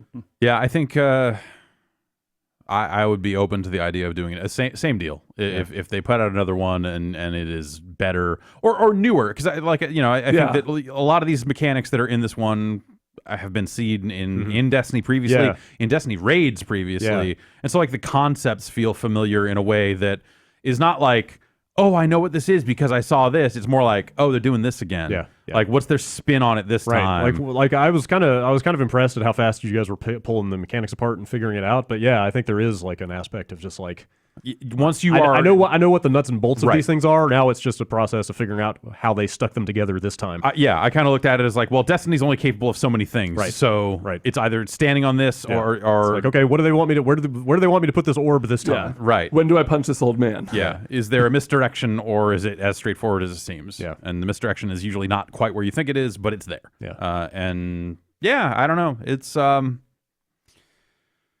I'm glad we got it done. Yeah. Fuck It sounds the- like a fuck hell of Destiny. a frustrating journey, but Yeah. Like I the, think- the loot I got out are of we it was talking- not worth it. that's what I was gonna ask. Yeah. Like, I what did you get out of this? I will say at least you got loot, which is an improvement Yeah. over the first game. That's true. Yeah. I got a pretty cool robe. I got class armor that was at the level cap. That's it. That's the only meaningful thing. I got. See, that was amazing when we did the raid and we were all around 280 and I got a 300 Yeah, class item. yeah. At that point, it was like, holy fuck. Yeah, that's I got awesome. a 305 class But item, you're- and I was like, all right, You're whatever. You're high enough at this point that jump is not quite as meaningful. But Yeah. at that point, like that just means you leveled closer to the level cap before you did the raid. Yay. Did you go through the underbelly stuff Yep. after? Yeah. We had one of Dan's friends jumped in and like he knew his way around well enough to just take We us. hooked up with Pokemon Steve. Yeah. Pokemon Steve. Yeah. Yep. The very same. Yeah. All right. And, He turns out he's also Destiny Steve. yeah. Yeah, he was awesome. He was super helpful. Like we could have gotten there, but it would have taken us 3 times as long easily. to navigate that place. I Like probably would have done that if I was at home. I was like, Yeah. I'm going home now. Goodbye. I'll just say the stuff I got out of it also not worth yeah, it. So pretty much. I got the same scout rifle 3 times in that raid run. Great. what the fuck? Yeah, dude. But Whatever, if you think about it, like this is end game content. There's not much else they could do. Yeah. They could gin up some more new weapons, but if anything, they've tuned Destiny in such a way that it is way easier to get the good rare guns. Well, So- they've given you way more drop opportunities to get that Yeah, stuff. like the some of the weapons I got out of the raid were weapons I had because I was in a clan that had run the raid last week and the week before that. So I already had 2 of those guns, and I got another one, and I was like, oh, great. I got the raid rocket launcher, so I'm happy. Yeah, I got that too. I got that. That was the one new thing I I hear got. that's a very good rocket launcher. That's I the got one I the was two. using Thanks, in guys. Callus. Yeah. You got the rocket launcher? Yeah. Cool. So wait, what's that? What's like the hardcore mode difficulty? Prestige is not out yet for the raid. There are Prestige Nightfalls out, which like I was talking to people in our clan yesterday. They were trying last week's Nightfall in Prestige mode and couldn't beat it. So sounds like it's pretty tough. Look forward to the Prestige raid. I'm not doing the Prestige raid. No fucking way. And thank you Bungie for making the trophy Prestige raid or Nightfall. Yeah, because I will do a Nightfall. I still want to try and do a Prestige Nightfall. Yeah, I'll do that. That's the thing. I was like, after Friday, I thought I'm never touching this fucking video game again. But after beating it and like cooling down a little bit, I'm like, okay, I could see myself like checking in on Nightfalls here. When and there's there. new stuff. Oh, you mean before they add actual new content? Yeah. Because the DLC is going to come out and we're all going to play it. Like that's like let's not fuck around. I am interested in seeing what's next. Yeah, for sure. The like I rumors- look at it as like I can maybe do the weekly easy stuff. Yeah, to get the rest of those levels. I think I'm even gonna I'm 302, 303. Yeah, and the cap is 305. And like I started to go to the clan Discord last night after we finished the raid and be like, well, I need to do the Nightfall. I saw you the in there reset. saying like, you guys want to do the Nightfall or should I eat? And I was like, fucking Brad. It was like 11 o'clock and I hadn't eaten anything. Like, but You're gonna let But I Kessler lord that over you? But that's the thing. Like, I ended up not doing it because, like, Kessler left the why- clan. He's dead. Yeah, he does not exist me. anymore. There is no Matt Kessler. He had his chance. But like, why would I? You know, like, I mean, yes, the Nightfalls are fun, but at that point, I was tired and like, Yeah. it was hard to get a group. But like, the gear you're getting when you're almost to the level cap is not. Yeah, There's no and point. I think that's the maybe the issue with the raid stuff overall is in a lot of cases, especially with I think the way they've tuned Destiny 2 and how you get items, the rewards don't feel worth it. For the same reason that I talked about with the last game, where like, you know, it's you complete it and you go like, I'm content complete. I'm done with the game. I've seen what there is to see. Wrapping it up. Yep. And when you come back to it, they will probably make it way easier to gain levels because they'll be adding new gear to the game. Well, that's just the MMO cycle. It is, Like, that's what it is. But I don't think you can write that like yes, it is, but also that still sucks. I guess Like you can. I had so much fun getting there that like yes, I wish there was a repeatable end game in this that was valuable. Like I'm saying, you know, there's nothing for us to do if we don't want to like. Because think about what that is, you know, like you do the Nightfall, you go get your powerful gear, Ingram, and hope it is in a slot where you want to infuse that into something you actually like to bring that number up. But that's all you've got, and that's not. Yeah, like I got that rocket launcher, and I'm like, oh, cool. And I got it out of the clan Ingram. I didn't even get it for beating the raid. Yeah. And I got it, and I was like, well, I have nothing left to shoot this Like at. I'm somewhat sympathetic. I mean, it's not like the easiest problem to solve. You know, like it took Diablo 3 years to get there. Yeah. But it has gotten there to the point that, and I think we talked about it some last week. Like, just like the perspective and the way Diablo levels are built probably lends itself to randomization in a way that like handcrafted shooter levels don't. Prefab parts. Well, like I said, a snap map exists, man. They could get there. Yeah, if you look at the Trials of the Nine map, at least what it was, does it change every week? It's supposed to, yeah, when there's not a bug. The first week there was a bug with the new map, so they had to pull it and cycle the old one back in. But yes, it is new every week. So I don't know. Like I look at the visual design of that map and say that looked like snap together pieces. So just use those parts and you know, I guarantee there is more thought than we realize put into making the flow of a good map. Yes, but for single player content that you're making your way through, like that flow is different. I don't think you don't need a different map so much as just like different enemy distributions and like, you know, they get a little bit of that with the Nightfall effects every week, but yeah, they need more. Yeah, they need more. But yeah, Destiny 2 needs more. We did, as it turns out, has more, but also. Part of that is a consequence of the fact that I would play that game forever if they kept pumping new content into it. Like, I enjoy the basic loop so much that if there was new stuff, I would keep going. Yeah, it's a good problem to have, I guess. Yeah, totally. All right. Thank God we can move on to other games now. I'm gonna play Pac-Man for the rest of the season. I've heard that's good. Yeah. I've been meaning to check it out. The raid is fucked. Yeah. Right. Man, there's a lot of news this week, actually, even though we talked about games for the last almost 2 hours, but let's go through all this stuff. Would you believe that less than a year, well, by the time this comes out, it'll probably be more than a year, but let's say roughly a year after. This is already very hard to believe. Roughly a year after the PlayStation VR came out, they're putting out a new PlayStation VR. Yeah.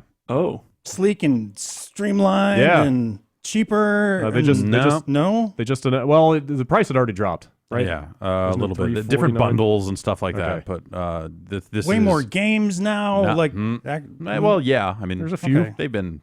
There's some good games on PSVR. Totally worth if the it. headset worked. It'd be If great. the headset worked consistently, I would have bought one of those by now. It's pretty cool, except for the. And I'm glad I didn't now technical because problem. the And thing yeah, they dude, fixed is a problem I actually had. If I had bought what the HDR stuff, yeah. So if I had bought a PSVR in the last few months, I would be pretty fucking annoyed by this. But only if you had an HDR capable TV. No, there's more to it than that. There's significantly more. Like Tell me. Yeah. Okay, they've changed several things on it. Yes, the breakout box can pass through HDR now, which it could not do before. The thing they haven't said though is can it pass through 4K? Because it always could.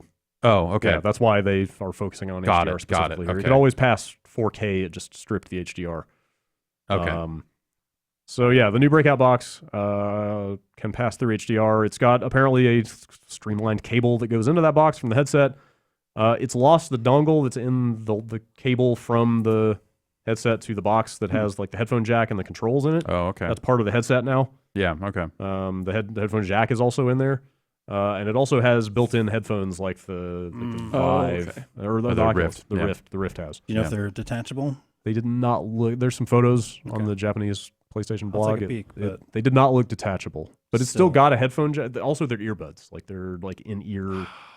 Gross. Gross. You're already getting I'm already getting pink eye from fucking people's VR. Now I don't want to get an ear Disgusting. infection. That's fucking awful. It's still What? got the headphone jack and it's in the headset now. So like that, if you want to use better headphones, you can. But you'll still have to use the fucking earbuds. No, you don't. No, it has a It jack. has a headphone to plug jack. In You can different plug in headphones. your own headphones. But I thought he asked if they were detachable. They're not detachable, but they just hang. Or actually, you know what? Right. In fact, they have their little like storage. It looks like little storage slots that they stick into. Oh, when you're not they using just them. kind of dangle. They don't dangle. No, I'm saying they Right. deta- Well, they attach yes, into the they headset. can can go in, but Yes. they're originally dangly. I got. We'll it. look at the pictures later. Yeah. And also they have. I mean, it's good that they've addressed this, even though it's terrible. Old headsets are not compatible with new breakout boxes, and vice versa. Like, Yeah, because You they can't- you changed can't- the cabling enough yeah, to you- where you it's can't not the get- same connection. like if you are stricken with this HDR issue, you can't just like get the new box and keep using your old headset and get HDR. Yeah. It's not great. It's a weird problem that only afflicts people that went out and bought good TVs. Yeah.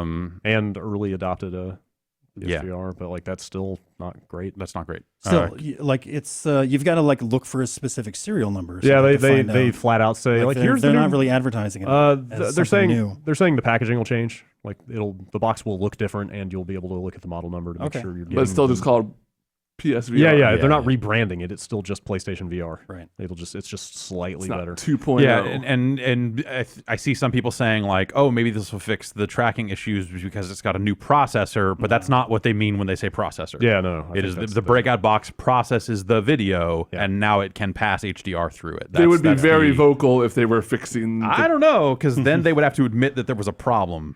Well, they could always say it's improved. Yeah. Yeah, there's no date on. They say they will announce later when. Oh, I thought it was like October 13th or something like that. That they were going to start having bundles out there. Unless that's happened in the last like Okay. 12-ish hours. I thought, okay. I thought I saw something that made it seem like it would be this month. The Q&A they put up. Well, hang on, let me see. I don't see a date. Okay. Maybe I'm crazy. Yeah. I'm pretty sure they said Maybe they were we're all announced. crazy. Wait a minute. Oh yeah. We will share details on the launch timing in North America at a later date. Okay. Price will remain the same. Anyway, also Andrew House is stepping down Yeah. from PlayStation. Speaking of PlayStation, Yeah. which just kind of hit last night in a press release. Like, Or he's transitioning. He's going to become chairman of Sony Interactive Entertainment. oh, so he's not- staying he's not at complete- well, Sony. Yeah. So his replacement is John John Codera. Codera. Yeah. Who is Andrew House? Andrew, he's like old school PlayStation guy. Yeah, he's there for been like almost 30 years. One of the Sony execs for a very, very long time. Like one of the names of the PlayStation brand since it started. Yeah. And has been running the PlayStation division since Kaz Hirai took over all of Sony. Yeah. Yeah, Yeah, they don't go into a lot of detail about motive. Not that they would necessarily say what the motivations are. I mean, like it says he's been there for 27 years. Like this could be his transition into retirement for all we know. Right. Like this could just be he is ready to get out. So he is not. So he will not have a role on PlayStation. He's going to larger Sony, or no. Sorry, what was the change? So he will remain. God, I'm sorry. The titles are. He is becoming chairman. Okay. He was president and chief executive officer of Sony Interactive Entertainment, which is PlayStation. Right. Okay. He's becoming chairman. So that's more of a board member position. I think that's always been my sense that chairman is kind of a behind the scenes, like power behind the throne sort of thing. Yeah. I don't know. It says he's going to remain in his current role through the end of the year. All right. And then Codera will take over. Who's this dude? The new guy? I don't know. He's been Codera around. ran network stuff he's been for a long time. Done, network services division stuff. Which has not been great. Their network services could stand to be more servicey. Yeah. Not that it's a hell of a lot better than it was on the PS3, but yes, sure. There's room for improvement. I'd like to download things faster. Firmware 5.0 just hit. Yeah, I pulled it. You can change your notifications back to black if you want to. Hooray. That's about all I saw. Yeah. They made some very minor changes. Download's been a lot better for me. Oh, yeah? Yeah, same here. Nice. Try that proxy trick. All right. I'll give it a shot. Yeah. Anyway, whatever. It's a bunch of corporate moving and shaking. We don't exactly know what. Okay, so I didn't read this whole thing. Yeah. Like when I read it last night, it was like Andrew House gone. No. He's not out. Oh man, wow. He's like end of an era. That's crazy. No, he's staying in his current role like through the end of the year to ease the transition, and then it sounds like he will remain as chairman, is my understanding. It's a big, thick press release full of corporate jargon. Yeah. All right, then. I guess I'm not entirely sure what that means, but if it means he's like less day to day, then I think that's a negative. I think Andrew House has been really steered them through some really choppy water. Yeah, and he has been, as I understand it, very well liked by the people that have worked with him. And if he is less involved, I think that will be a negative thing for them. But well, depending on who they replace him with, I don't know anything about John Codera or anything like that. But Phil Spencer got a promotion too. We didn't mention that kind of happened like during the. I think we did. Did we bring that up on last week? The news came out as we were podcasting last week. Like he reports directly to the head of Microsoft now. Yeah. Corporate stuff happening. Movers, shakers. Yes, that's right. Closers. I hope he's not big time enough to not come by for an E3 talk. Yeah. They put out a trailer for Red Dead Redemption 2. Yeah. What do you think? I mean, talk me through it frame by frame. I haven't seen it. Oh, you're supposed to watch it. I know, okay, all right, I got you. Okay, I got shit to do when I frame get in here. one. Okay, there's a horse. Frame two, there's a cowboy man. Cowboy. Jeff's gonna lie. Frame three, there's like 4 more guys. Jeff's gonna hate it. Jeff's gonna hate it. cowboys. Don't listen to him. Then a couple seconds later, a man's got a mustache. No. He's like talking about crimes. What? And then a few minutes later, they're like, let's get on our horses and commit horse crimes. So they go down, Yeah, and then tumbleweeds this whole thing, shit. and then a train goes by, and they're committing crimes. What? High noon. And then Red Dead Redemption 2. Actually, Jeff got it pretty much 100% right. Okay. It's not too inaccurate. There's a lady, and she's like, what are you who's gals doing around here messing up my business? And they're like, sorry, ma'am, horse crimes. Howdy, ma'am. I'm sorry. I got to do 1 minute of horse crimes. They love them. That sounds To the great. air a couple times. Yeah. Yeah, I mean, that sounds great. It's one of those early Rockstar trailers that's all like cinematic and atmospheric. That's pretty revealing though. Like it's definitely a prequel because Dutch, the guy who ran the gang that you were trying to flee from in the first game, is in it, like slightly younger. The one thing I saw somebody pick out, which would be exciting, is they mentioned riding over the mountains, which in the first game there was that big like the kind of the barrier to the north, I think, were mountains, and you couldn't cross pass them. Okay, and so the idea of like maybe in this one you'll get to like, I guess those would be like not the Rockies, but like their Rockstar stand-in for the Rockies, right? Because the first game was all in sort of a southwest, like New Mexico type area, Arizona sort of place. So that could be.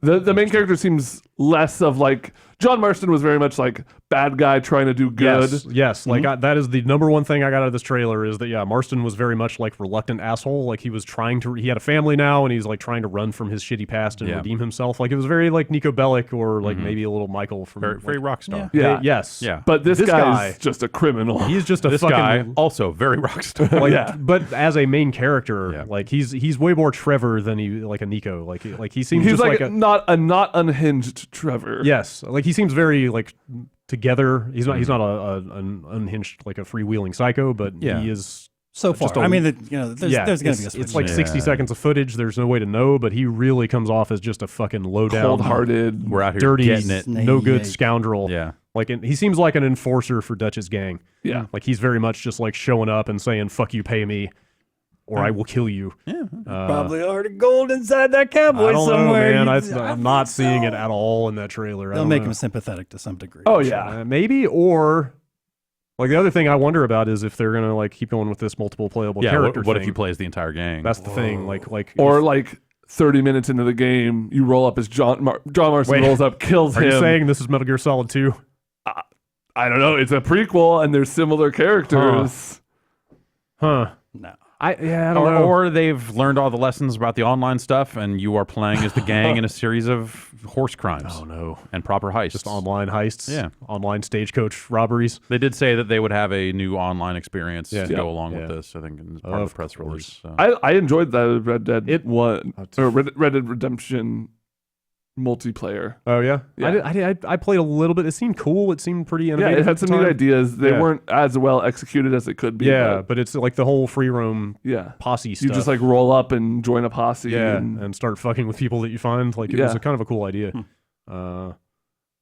This game looks gorgeous. Like they've Great really, faces. really, yes. yeah. Good ass faces. Like good horses. Rockstar had like slightly dead looking faces for longer than I wish they had, but they really got there with GTA 5, and now this like looks totally incredible. And I hope the story lives up, Yeah. to what it looks like.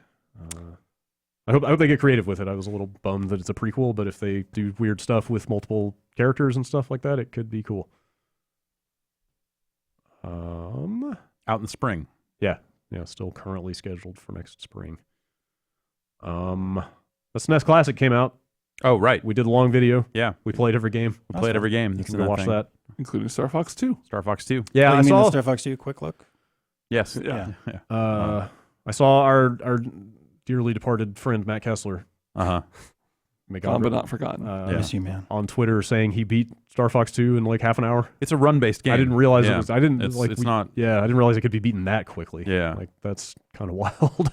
That's why so many people beat it at CES. Oh, sure, Or sure. I guess it would have been. Was it CES? It might have been the first E3. Yeah, Anyway, but a lot of people beat that game at a trade show. I didn't play it. I watched you play it, but like I'm still kind of shocked at how how unconventional it is Yeah. as a It's sequel to Star Fox. It's I don't know that I would say like, oh, it's an amazing game. It's so Yeah. much fun to play. You know, like the tech is cool, but you know, it's the frame rate's a little hard to get But- over in this day and age. But like the design It's of so it ambitious. for It the is time so is huge. It is- yeah. crazy. Like especially when you look at what excuse me. Star Fox 64 ended up being, which was just like a prettier version of the first Star Fox, Yeah, more or less. And like, with some they stuff. learned some of the stuff, like what characters that were from Star Fox 2, like the Star Wolf stuff. that and vehicle Yeah. stuff, right? But what I the- mean is the like tank stuff and- 64 is still just a level-based game. Like you just play mission after mission. Yeah. Whereas like the framework of Star Fox 2 is so like creative and unexpected for that era. They took a little bit of that with like the branching paths Yeah. in the single player And like stories. like Star Fox Command or whatever had some Oh, yeah. Right? Yeah. some stuff as I well. forgot about that. Yeah.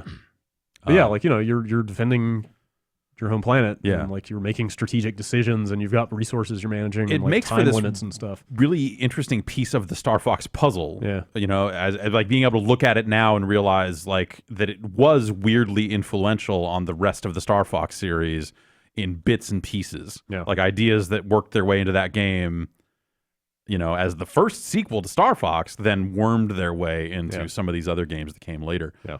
And I think for that reason, it's really neat. I don't know that I had a great time playing it or anything, you know, all these years later, but it's awesome that it has been made available. That is so fucking cool. They put out a new Super Nintendo game in 2017. Yeah, That's and super you, crazy. Like think about it, you know, in terms of like like the way albums get lost, you know, like, oh, some business led to an album, like the record label owns it and they're never going to release it, and and maybe it leaks out in a couple of different weird rough forms, and then years later a record label says, all right, now it can be heard. Some piece of shit pharmaceutical magnate is monopolizing the only copy. Right, here it is. Zev Love X can finally be heard, you know, like all this other stuff, and that's how I feel about Star Fox. Is it feels like this unearthed thing, this thing that became legendary, even as it leaked out and people tried to piece it together and get it into some kind of final seeming shape with all these leaked prototypes and source code for it got out there and all this other stuff over the years. It's still awesome to finally see like something resembling a finished the official finished thing, an recognized, official, like, hey, this is a game now. It's a proper release. It's something that can be pirated now. Yeah. So well, it was getting pirated plenty before, and it still is. In the spirit of it being a fully released and finished game now, you can totally buy Super NES carts of that game on eBay now. This is technically really fascinating and also legally incredibly foul. Yeah, it's totally dirty and not kosher, not cool, not. But yeah, I saw. But yeah, when I started talking, I almost skipped over this, but when you started talking about the technical aspects of it, I was like, that's kind of fascinating. I want to hear more about it. So there are people selling. So it's neat because there are plenty of homebrew games that come out that don't work on real hardware, and plenty that do as well. And so you never really know with something like this where it's being released in this kind of faux digital format. Like embedded effectively in an emulator. Yeah, running in an emulator. And you wonder, like, would this even run? With this boot on a real SNES. So it's fascinating and kind of awesome that it totally does. And people have to jump through some hoops to get there because it has the Super FX chip. Yeah, that was the part on the cart. That was the part that I wanted to hear more. So about. my understanding is that people are tearing apart Yoshi's Island cartridges, which I'm all fucking for. Let's have fewer Yoshi's Islands. Yeah, because then they'll be rarer and more valuable. Yeah, make it go away. Sacrificing Yoshi at the altar of exactly, of just like Yoshi is Star designed to do. You sacrifice Yoshi to move forward. So this game had that chip, right? Yeah, it was a Super FX. Yoshi's Island had the Super FX chip in it, so people are using that as like a donor cart for these bootleg Star Fox. So wait, 2 is the ROM in those carts writable? Is that or no? Are they having They're to replace, yanking it out they're and actually replacing it with a socketed. Replace the ROM. There's work Okay. to be done there. I think. see. I think. I mean, I'd assumed it was not because it's read only. Right. I didn't know how else they would be doing it. Okay. They're having to do some physical work to those things, I think. Huh. But yeah, that it's still shitty. That, yeah, it's like like I think if someone bought a SNES Classic and then went through the steps to do all this stuff, that's rad. That's a makery project. Yeah. Like, oh, you're doing like, isn't this wild? When they then buy one or don't even buy one. They dump the ROM, they download the ROM or whatever, and then make these cartridges and try and sell them for $70 a pop on eBay. Wait, is that what they're going for? Yeah, it's like that's disgusting. Man, like that's fucked up. Terrible. Also, just buy super illegal. Just buy SNES Classic. Like there's no gray area here on this. It's like, yo, you're bootlegging this thing and selling it. Yeah. I got my SNES Classic on the way. Nice. Yeah. Wait, did you order it since it came out? No, I had somebody reach out and offer to sell me an extra. Oh, okay. Thanks, Gavin. I was just wondering how I mean, Is he gouging you or no? Okay. Just, all right. I wouldn't pay more than retail price Just a on sticker that. price. Yeah. I don't think you can like walk into a store and get one now, but I wonder. No, I've heard like certain Targets and stuff had like shipments of 25 or so roll up, which seems like a good number, and then orders for additional. Yeah, they're saying there's going to be more out there. I was looking at like the Facebook buy sell area because sometimes you just see weird old games there for usually there's someone selling a PS2 in my area for $13. Hell yeah. And there was a minute where I was like, $13, like almost on principle I should do that, even though I have like 7 PS2s. Probably full of centipedes. Yeah, well, there's probably also that. I started going down a couple of dark roads after this thing came out. First, I was trying to figure out how easy it would be to get a factory sealed actual Super Nintendo. Oh. And I couldn't find any. I couldn't find any for sale.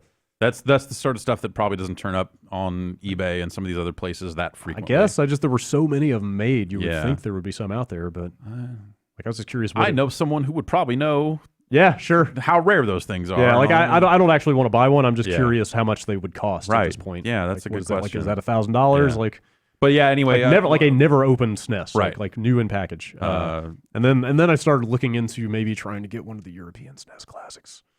I can have the true design in my possession. I like the U.S. design because it's what I know. The other ones are pretty too, but but on Facebook they seem to be going for like $230, $240, or people were trying to sell them for $230, $240 bucks. Nintendo said, "Don't do that." Yeah, well, Yeah.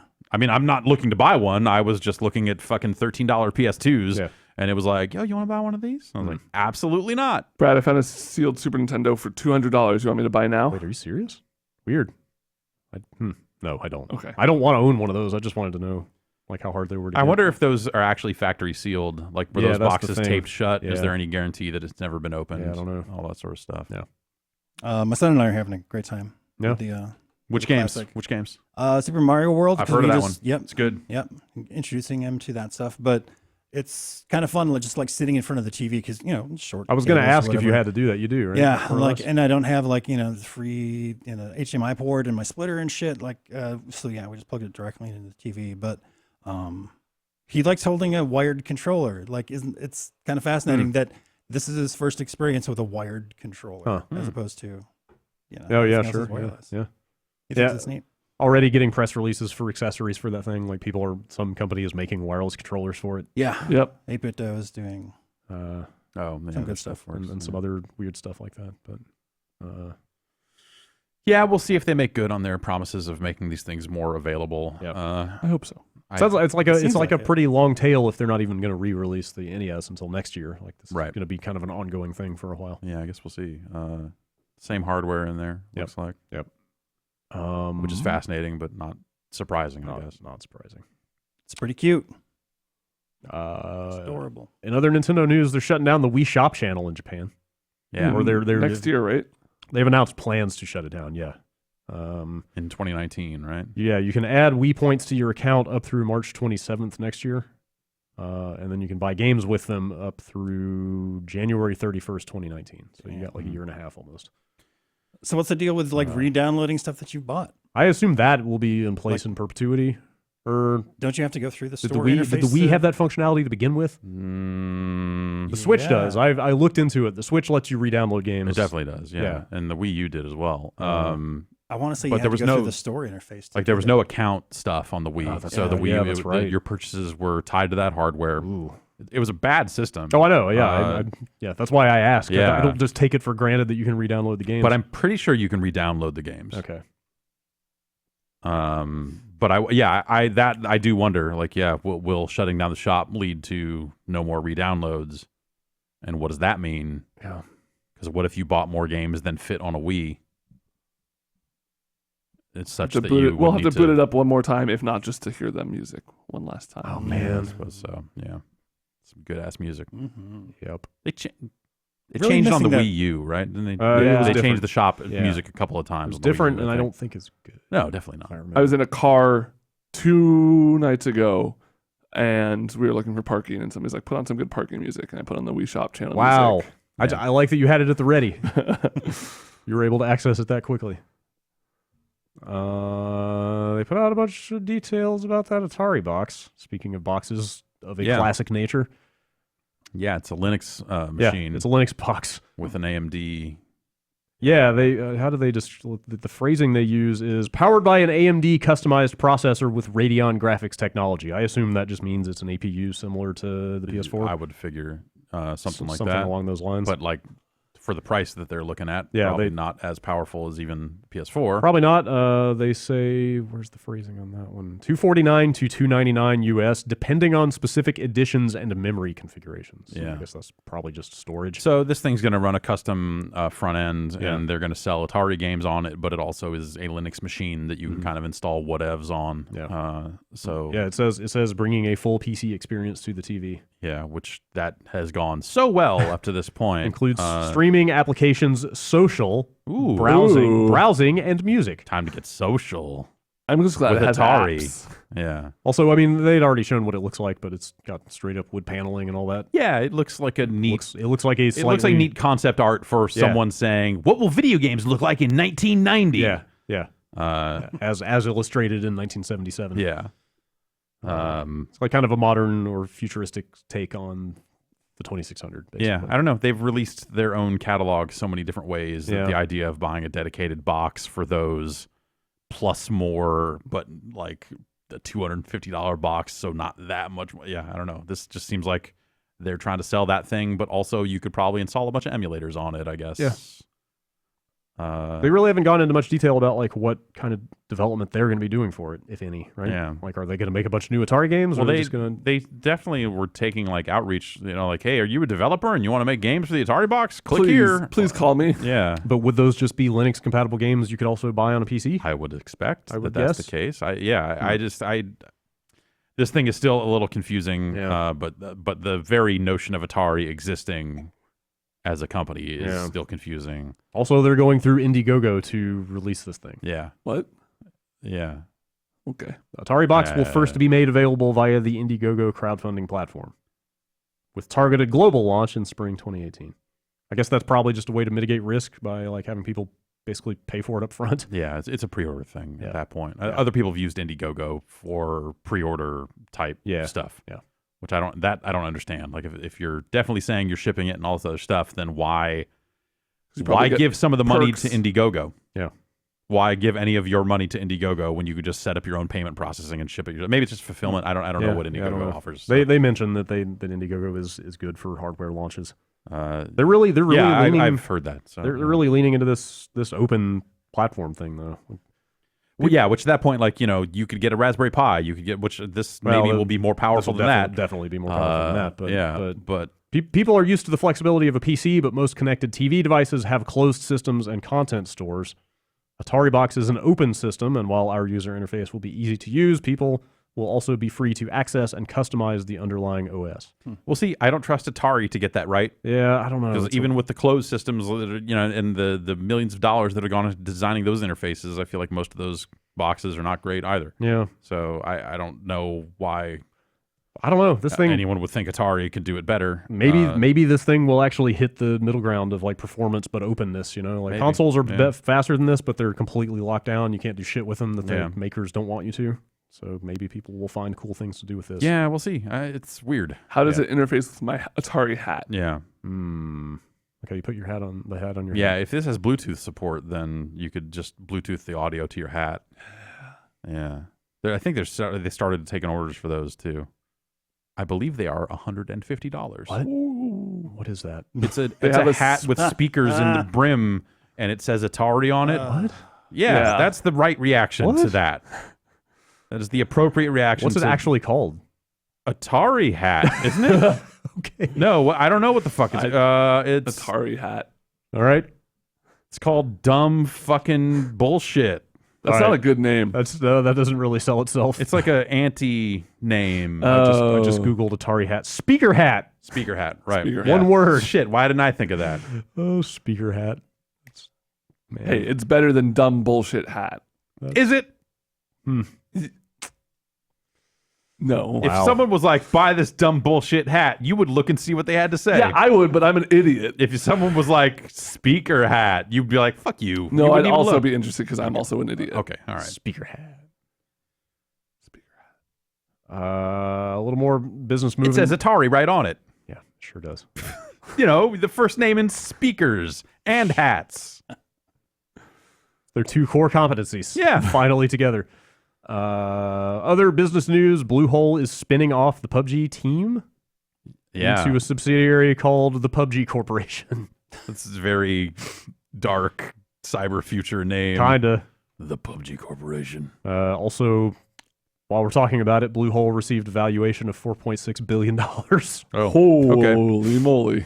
So did they do a round of investment? Or I don't think so. I don't know. I thought that's what sets valuations. Maybe I just have no idea. I don't know. That's what traditionally, but there's all sorts of circumstances you would want to do that. I guess part of this spin-off is probably they have to determine what's worth what maybe. to determine all that stuff. So that's probably what it is. They're in Seoul, right? Korea, Yeah, I believe so. South Korea. It says they're opening a U.S. office on the back of this. Seems smart. And they also intend to open up offices in Japan and Europe. Why not? Yeah. they got the If money. you're worth a couple billion, you can probably. Well, they don't have get that a building. much. Right, no, if you're worth a couple billion. yeah, they can probably swing all this. I wonder what all these satellite studios are going to do, if they're just going to run support for that game or Right. And, I mean, it helps for business, right? To have like time zones sure, alone. they could be is- just support Yeah. studios that are helping with administration Get around some the people clock. that are good at business, put them in buildings around the world, and then whatever happens. You got a corporation. Yeah. Or maybe this was a case of like, oh, if we spin this out this way, then we can give more equity to the people that made the game to keep them here. Yeah. All this other stuff. Whereas maybe the parent company is a little more locked down, so this gives them more fun things to do with equity. Yeah, maybe. if that's the route they're going. I don't know. There's a lot of fun things you can do with equity. Oh yeah, you can look at the number and go like, that's a percentage of this thing. Is this thing working thing yet? No. No, change the Six number. percent is 0. Shut up and get back to work. Okay. Moving and shaking on the business side. We'll see what happens with that game. I can tell you what's happening with Neo. It's coming to the PC.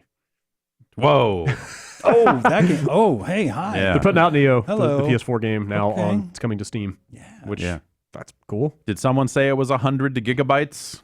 I heard that and I didn't know Wait, in is it- jest, but Is it out? like the It's PS4 out, version is like 60 gig or Now something. they've been like that, adding so- stuff to it. Yeah. Yeah. Like, Like, more DLC since just release. came out. Or That game is has coming been out. getting updates. Yep. Uh, So what's new on the PC side? it's not out yet on Steam, is it? I don't believe so. Or was that just in like the But I think it's system- like the system requirements or it's something? soon, isn't it? Like the 7th or something? I'm like pulling that? up. Oh, it is. Yeah, I just pulled up the Steam page. Yeah. Shit, I'm gonna get that. Yeah, November 7th. They're Oh, calling it November 7th. Okay. Neo Complete Edition. It's going to have all the DLC they've put out Rad. to date. Cool. Plus, I haven't yes, played much a of that. let me see if I can find a picture. Oh, they don't have it on the Steam page. There's a bonus helmet that looks kind of like a samurai helmet with a big red valve sticking out the front of it. That's goofy, but Yeah. better looking. Like it was a good looking game to that was- begin that with. was a good for game. Sure. Yeah, I think. How did you like the DLC? I only played a tiny bit of it, Okay. but just like reading it, like it seems pretty full featured. Cool. Like I'll mess around with that game some more. bunch of I'll time start could be over at that dedicated game to and be that. bad at it all over again. I'm trying to find the info on the graphics. God, I stuff. love that game. I really need to play it. I feel like that's going to be one of my 2018, 2017 Oh, yeah. games. Best game nobody played, or best game we wish we had played. I played. Yeah, you guys played it. Something, yeah. I want to try that before we have to talk about games. Yeah, but Enhanced don't graphical sleep on it. modes. Ooh. Okay. They're saying. 21.9 support. I don't know. Hopefully, hope for Matt Rory's sake. Yeah. I hope so. And yeah, a bunch of giant stack of DLC crammed in there. Cool. Let's see. Volition unfortunately has laid a significant number of people off. Ooh. Over 30 people is the word That seems like it would be a lot. since I Agents of Mayhem shipped. That game feels like it really came and went. Yeah. Not that that's probably how it should. I don't think that game was very good. Yeah, we spent some time with it recently on UPF. Yeah. Played some. Yeah, I fired it up on UPF just because I had to know Yeah. for myself. I thought it was worth checking out how it opens. Yeah. And, It's- yeah. Hollywood makes things explode. He's got sunglasses. Uh-huh. Kotaku reported this. I don't think any public statements have been made. I've seen Volition employees saying, "Hey, I was Oh, affected." okay, So okay, there was okay. last week. There were people going around saying like, "Hey, if you're one of the Volition devs that was laid off, we got jobs Oh, here. wow. We got jobs here." Yeah, I should- like seeing that kind of outreach. Yeah, Yeah, a well, lot I- of companies are. I should say They got their back. Deep Silver has not commented. Oh yeah. The owner of Volition. There's no like official corporate messaging on this, but yeah, it seems pretty obvious. It looks like even the general manager of the studio was among those Man. affected. Condolences to everybody who lost their jobs, but yeah. Kotaku reports sources say that Deep Silver, the publisher and parent company of Volition, was unhappy with Agents of Mayhem's sales. Sure. Seems likely. Yeah. That also seems like something you might have seen coming. I don't know what you do about it at that point, but yeah. Volition's a developer with a lot of history. Yeah. I really wonder what is going to come of all this. I don't know. Deep Silver is such a weird thing. Yeah. Anyway. Lastly, I would almost never include free games on a subscription service as a news story, Yeah. except that MGS5 is one of the free games on PlayStation Plus Ooh. this month. Yeah. which That's seems kind of It's crazy. a large game. There's a lot to do there if you haven't played that game. I think that game would probably still be worth playing if you haven't. Yeah, I think like every few months there's a bit of me that goes like, man, I should play MGS5 again. I think about that game on a regular basis. Yeah. There is a what? What do you have to say? MGS5 is the least memorable Metal Gear game. I mean, I totally It's understand. the best playing Yes, Metal totally. Gear game. I'm not I going to it agree going with like both I of want those to relive things. the story. Yes, I'm I like, agree man, with it'd be both of fun those to things. stealth my way up and choke Sure. these dudes again. or Sure, whatever. I fully agree with everything you just said.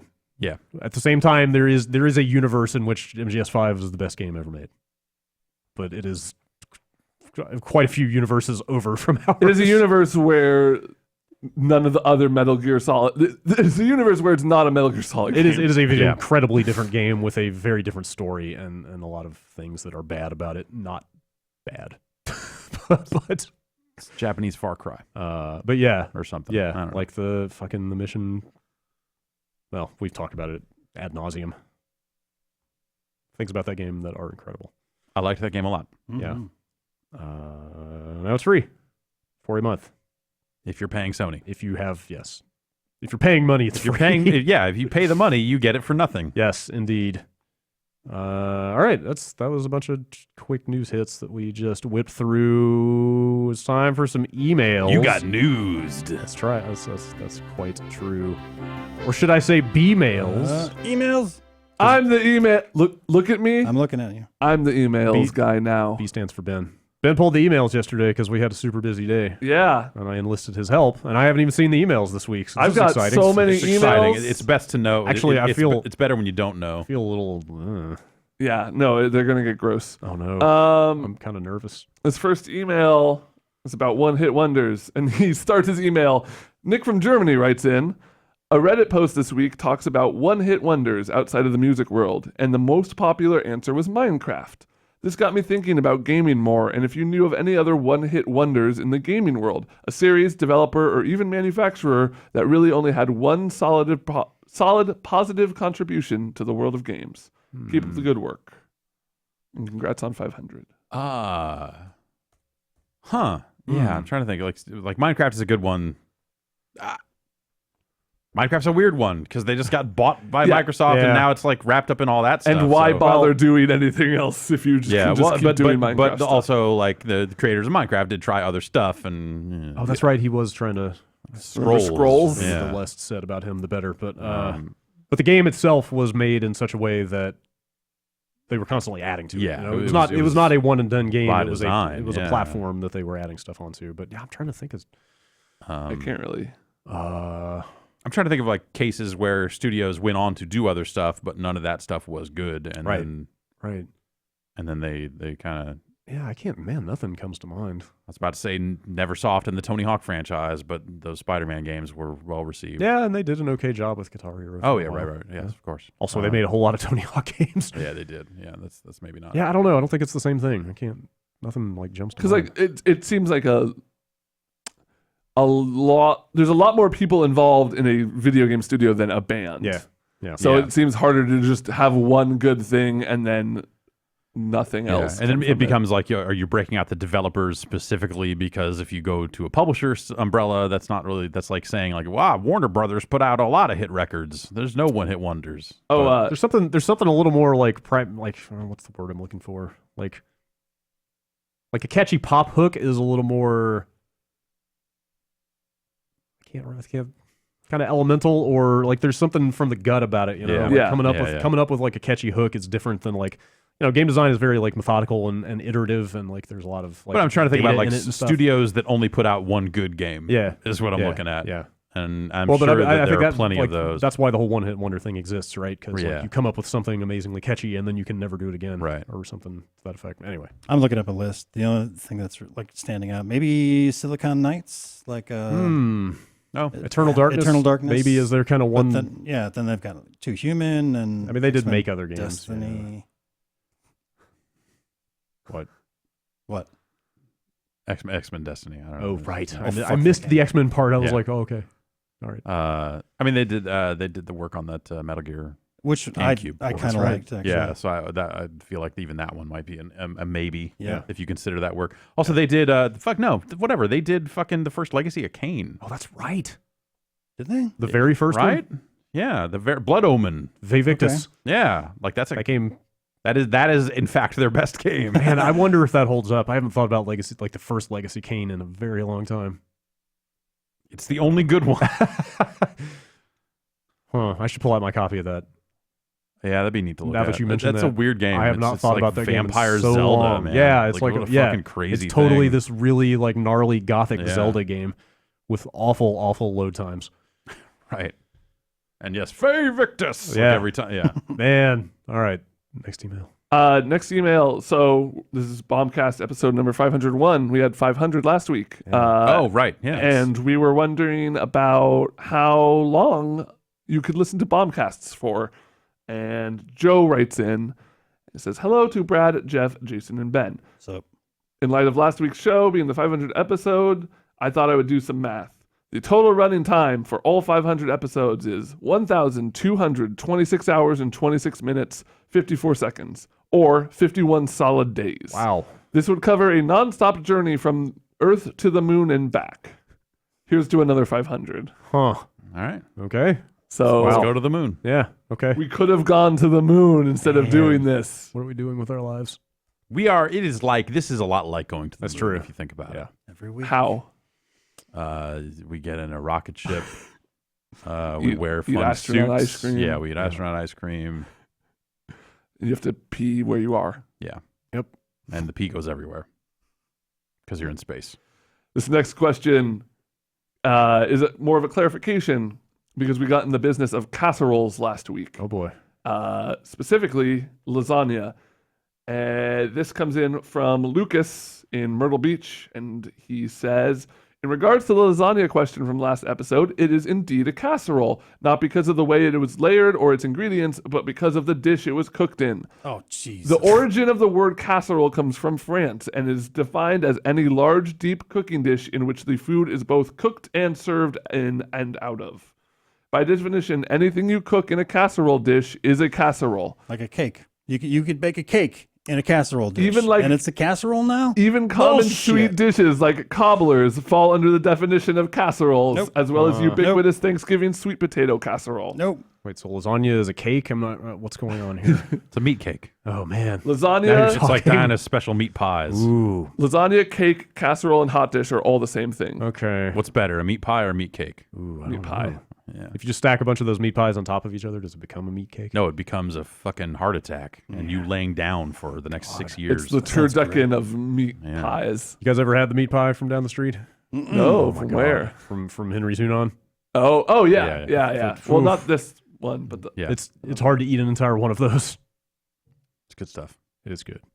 Sounds like a challenge. the subject of the next email is whatever happened to Wappy Dog? And this email comes from Nick, and it says, whatever happened to Wappy Dog? I was thinking about Wappy Dog. Whatever happened to Wappy Dog? I still have Wappy Dog. Tell. I had to look up what Wappy Dog was. It's a I dog. feel like I should remember. I have no idea. It's a 3DS. Yeah, it's a Dog. it's a Electronic electronic dog. dog that works with a 3DS game. Right. With Wither Wappy Dog. Yeah. And that's all. You got anything else about Wappy I think Dog? I have Wappy Dog in my room of video games. At home. Yeah. Beware of Yeah. Wappy Dog. Yeah. But Cool Baby is here. Yeah. Cool Baby's down. I found him, yeah. Yeah. And dirty. Yeah, he got into something Mm, filthy. yeah. I'm not sure what. Bad baby. All up the backside. There's some leakage. Ooh, Yeah. speaking It of happens. filthy, Go on. let's get a little gross. The subject line of this email is nail clippings, and it comes from Oh. Mr. Wangro. Mr. Waingro. Wangro? Waingro. Wayne Grove. Wangro. I know that guy. Fuck that guy. No, go on. Last week you mentioned finding nail clippings on one of your desks, and this discovery came as a shock. Who is capable of such a thing? Turns out plenty of people. I've been Uber driving full time for the last 2 years in South no. Florida. I would not take an Uber ride from Waingro.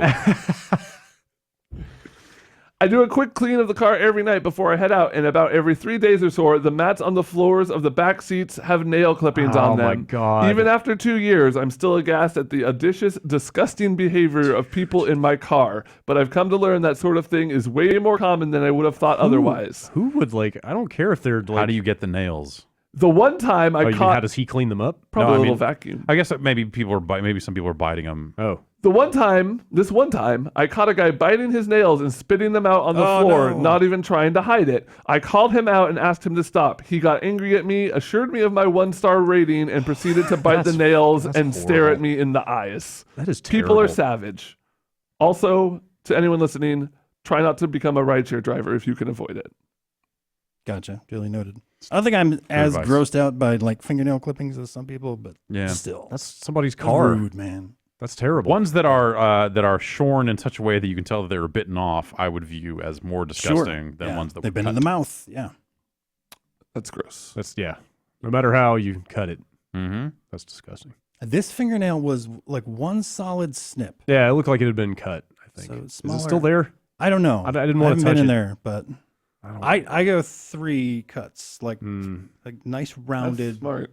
Yeah. I just like So chew there's it 3 on. different. you So just chew 'em. okay, wait. If it's all one piece, that's gotta be. So I at one point was able to, and I don't think I can anymore. But I used to be able to like take like my hardest nail, which is usually my thumbnail or something like that, take it to the side of a nail and actually peel it off. Oh, Okay. And yeah. it didn't hurt.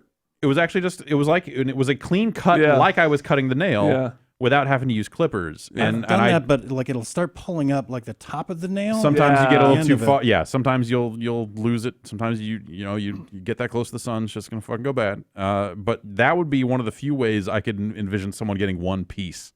Because otherwise that's a multiple clip. But Depends on the sometimes- size of the clipper, too. Sometimes though, when you clip, it doesn't come all the way off. So Yep. I get them all off in one piece when I cut them. Now that I think about it. Also, I I don't know. ripped We're not off any- another we're not any toenail the closer. other night. Ah, fuck. Oh God. I'm sorry I brought this up. Yeah. That's the worst. The ripping off of toenail. We got to make Dan clean that up when he's out here. There were like little blood spots all over my house. I had no idea that I'd like stubbed it or whatever. So man. it started bleeding, and I was wearing socks. And police Oh. was like, I think something's wrong with your foot. Yikes. Sure enough. Yeah. Yikes. So I'm like, oh, okay. Nick. That guy's going. Next email. This comes in from Eric in Ontario. And Eric says, Hey duders, I was watching the quick look for the SNES Classic, and it absolutely astounded me to hear that none of you seem to care much for Mega Man X. In my humble opinion, Mega Man X, X2, and X3 are the perfection of the Mega Man formula and improve on the original series in almost every way. It's a good offshoot. I like the X series a lot. I don't think it like epitomizes like No, Mega Man gameplay, but yeah, I like certainly not the pinnacle. X2 was probably my second Mega Man game. I played a lot of Mega Man 7 just over and over again because I didn't have an NES. And then played a bunch of X2. And don't get me wrong, those games are good, but like if I'm thinking Mega Man, I'm thinking Mega Man 2, Mega Man 3. From what I remember, the X games, they don't feel as tight. Like the No, controls because there's like aren't as, dashing and there's wall jumping and And I there's a like lot. that aspect a lot. It's cool, but it feels too different. And you can fucking Hadouken. Yeah. But what? if you Yeah, die yeah. 9 times in the stage first, which is just completely fucking tedious. I gotta. Did you guys get a bunch of messages about ghouls and ghosts? Ghosts and Yeah, goblins? Like, so I that's got why that. you couldn't shoot up because there are 2 different games. Yeah. So because Super Ghouls and Ghosts. when is- we were sitting there watching it, I kept thinking like, I know there's some reason people think the Genesis game is better, and I can't figure out it's what because it is. the Genesis game is a port of the arcade Yes. version. The Yes. SNES, the Super Ghouls and Ghosts is a different game. It's like it was a game made for the Super Yeah, NES, and and most I people who are completely forgotten serious that. about those games seem to think it's not as good. yeah. Whereas the Genesis game is apparently like I've super, never seen super the highly Genesis regarded. game. Yeah. Or the arcade game, which would be Yeah. the same thing. Yeah. Yeah. I completely forgotten about that. You guys want to hear a McDonald's fucking hot tip life hack? More than anything. Sure. This comes in from Cody in Kansas. If you want to make sure you get hot, we talked about which would you rather eat, cold French fries or cold nuggets, yeah. and kind of the consensus of the group was you never want cold fries. Nope. Cody writes in and says, If you want to make sure you get hot fries from those great big golden arches every time, when you're ordering your fries, just say no salt. They will make you fresh French fries every time, and then you add your own salt after you get them. Interesting. Yeah. Man, that sounds like making a lot of extra work for the McDonald's employees. Yeah. That working at a McDonald's does not seem fun. Yeah. They got to be fresh hot too. You can't even like microwave old French fries. Oh It no, just you doesn't no, work. you No. cannot. Then you just get hot mushy fries. That's I not- wonder if there's something you can do if you can like make a hash out of them or something, feel like like make that's- hash browns. I feel like that's got to be like a thing that like technology could eventually tackle. Like, you know, instead of making fucking I was talking about juice this. bags and all this bullshit, like Why what- isn't there a microwave too? Yeah. Why isn't there a good microwave? Why isn't there a good microwave? Microwaves are great, but Sure. They're great for very or specific why foods. isn't there a specific? Why hasn't someone gone on TV and said like, "Want to reheat those French fries?" Like, why isn't there some one-off shitty single-use kitchen item? or like turns your pizza back to like how you Yeah. got it when you delivered. Shouldn't Ron Popeil be on Yes, late night TV with hawking some kind of panini press looking thing. French that fry- You put the French fries in, and somehow It's they a time travel box. Give me a Okay. French fry and you send rejuvenator. the fries back in time to when they were fresh. Does that mean I could eat half the fries, put them in there, and then get the other half back, and have infinite French fries? No, because that's you'd have to causality put your- paradox. You'd have to put your stomach inside the machine to get that to happen, I could do that too. and it would return it to a previous. You put like If you- if you lose a finger in like a carpentry accident, you Yeah. put your hand in there and the finger in there. We'll get to work on that. If you try to eat a French fry you've already eaten in the future, it unravels the universe. Fine. So Will the seems- fries be good? seems worth- That's yeah. Nathan writes in with a very simple idea, which I think is actually really fucking cool. Why isn't there a game set in the Star Wars universe with the combat and nemesis system of Shadow of Mordor? That seems like the perfect universe to me to have a nemesis thing. It's not as clear because orcs are so like well defined as an enemy class. In Star Wars, it gets a little murkier with like there's no real. I mean, there are certainly tons of races of enemy aliens you could pull from, but no like one as prevalent as the orcs. Yeah. Well, you could always like tell a side story that deals in a specific planet or whatever to do that too. I think I've been realizing about the nemesis system as I have been thinking about it recently. Uh-huh. Is that your nemesis Mm-hmm. for that system to work well? The type of enemy that makes up your hierarchy of nemesis Yeah. have to be really good at talking shit. Yeah. Oh, When sure. they show Sure, up, yeah. they have to have really good dialogue that makes you really want to fight them. Mm-hmm. And like that Cockney growl that the orcs have is like, you know, so like Yeah, when people yeah, say yeah. like, oh, Batman villains would be great for it, Mm-hmm. or like whatever, you know, like Right. it needs to be somebody who can really like just like spit. Someone needs to show up and talk some shit Yes. about how they're going to get back at Yes, you. yeah. So it needs to be really just good, entertaining stuff, like for that thing to work. Yeah. Yeah. So I don't know if Star Wars is. I don't know. Maybe. Like the guys at the cantina Maybe. talk Yeah. pretty good shit. Yeah, maybe. Only if you play as Kyle Katarn. Yeah. Now you're I feel like he could That get is some shit talking quality aliens. My ultimate, like, do you play as Kyle Katarn? Then I will play your Star Wars game. We got a Destiny question. Hey, Bombcast. This is Jeremy from Goshen, Indiana. I was wondering, with the release of Destiny 2, has it caused anyone to look at other MMO-type games? A few weeks ago, Guild Wars 2 put out a new expansion, as well as Final Fantasy 14 putting another one back out in June 2017. I like the idea of this question because this is, I guess, Destiny is like the first kind of MMO type game I've ever played seriously.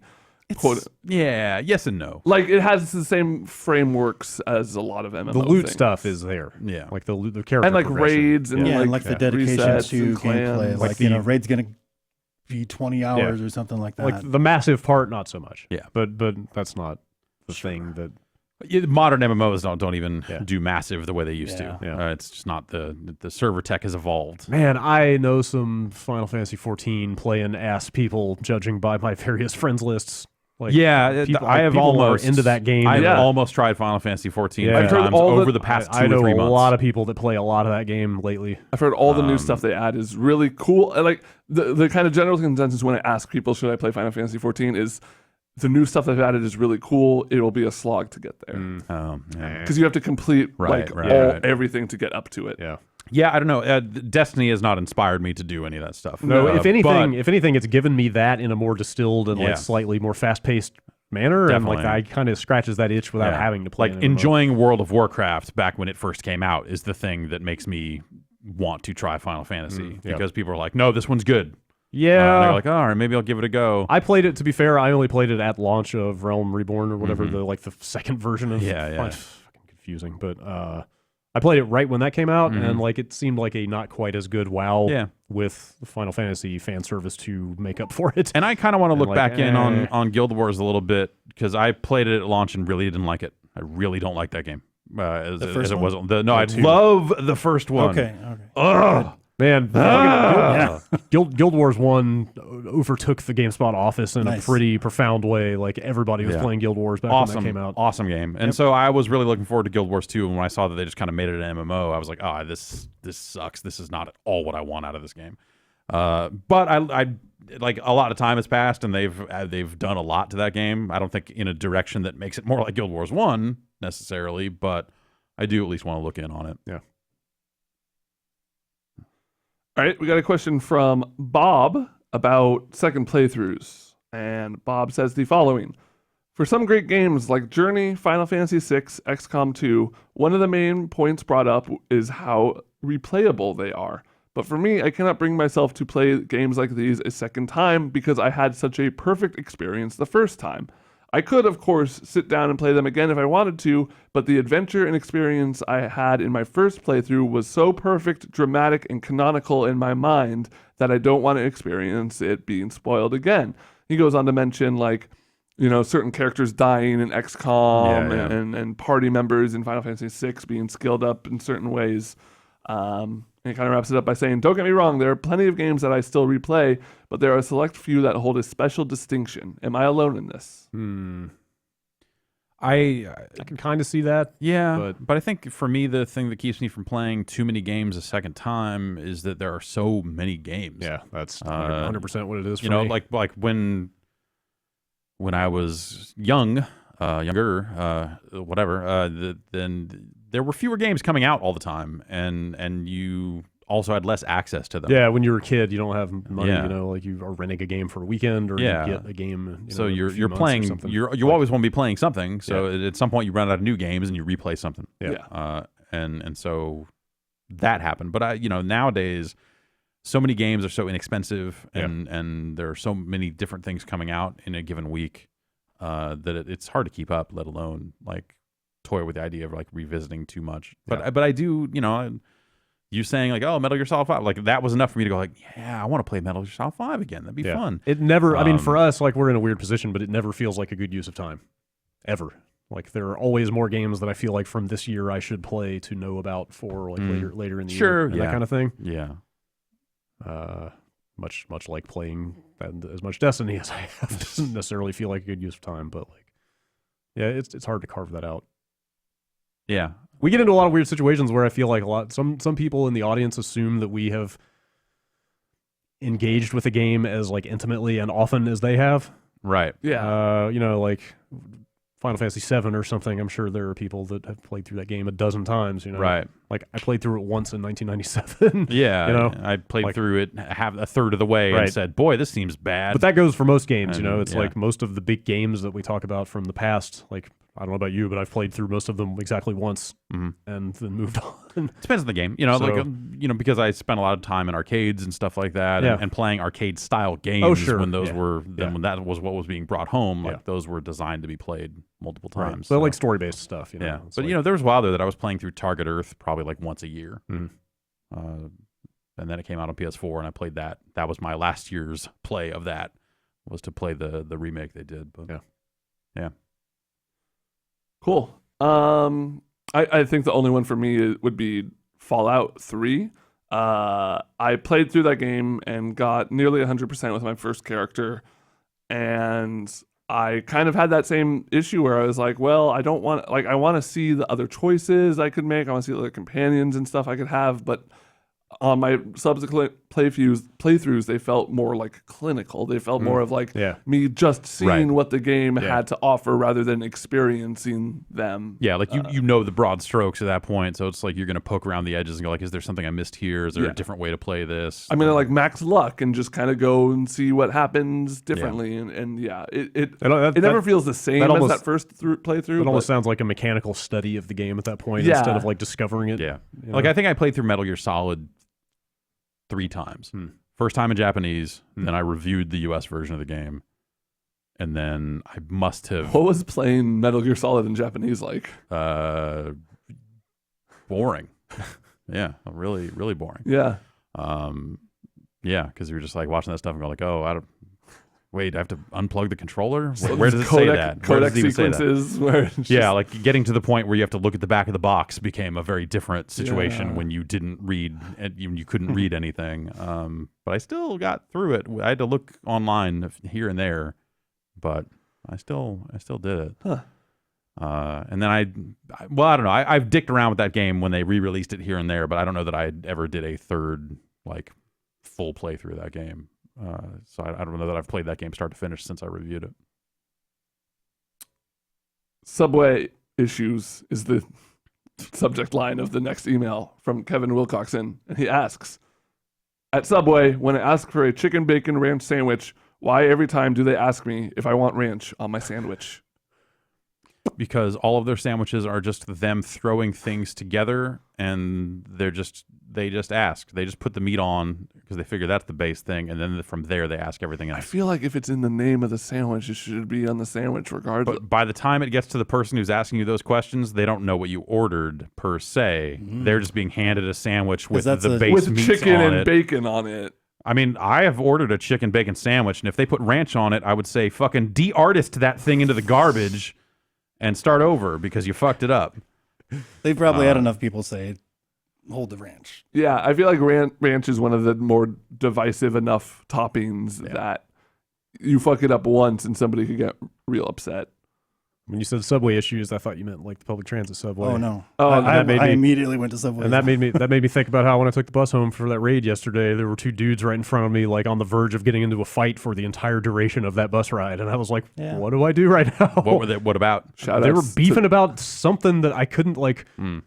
One dude got on, and there was a totally unrelated third guy sitting on. There were 2 seats, and he was sitting on the outside seat, so you couldn't really get to this empty seat. He was being a dick. Yeah. He was monopolizing 2 seats. Okay. The dude who had just gotten on called him out for being rude about it, and then this other guy jumped in and started talking shit at that guy. And then within 30 seconds, it had escalated to they were both out of their seats, like fucking chest out, like just talking nonstop shit at each other about how they were going to beat each other's asses for like 20 straight minutes. And I was like 3 feet away from this. Yeah. Just going like, come on, fight, do it. Hang on, let me get my phone out. I was like, I gotta go do a Destiny raid, please. Let me log into World Star really quick. Please don't get this bus pulled over and the cops called, please. I do not miss that particular bus. Yeah. This next email is anonymous, and the entire email says, "A next-gen Lost Planet? If that doesn't sound like it could be badass, I don't know what does." Lost Planet has always sounded good in theory. Yeah. That is the most true thing that has ever been said about Lost Planet. It always seems like a good idea. Lost Planet 1 looked real good when it came out. Yeah. That was a really... It was pretty fun. I liked that. Yeah, that was okay. That game was all right. T-Ang. Even when they were fucking rebooting it for Lost Planet 3 or whatever, there was some part of me that was like, maybe. Yeah, but no. But Lost Planet 2. Ooh. So do you think there's ever another Lost Planet? Capcom can't be bothered to make games in the big franchises anymore. Yeah. Did you play Lost Planet 2?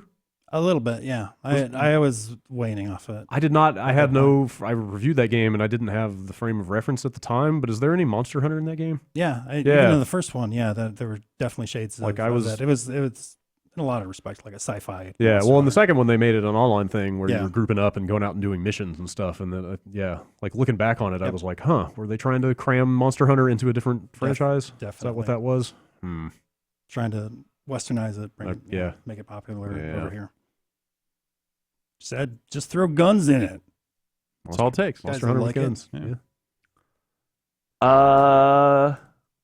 There's one email about Christmas or dads.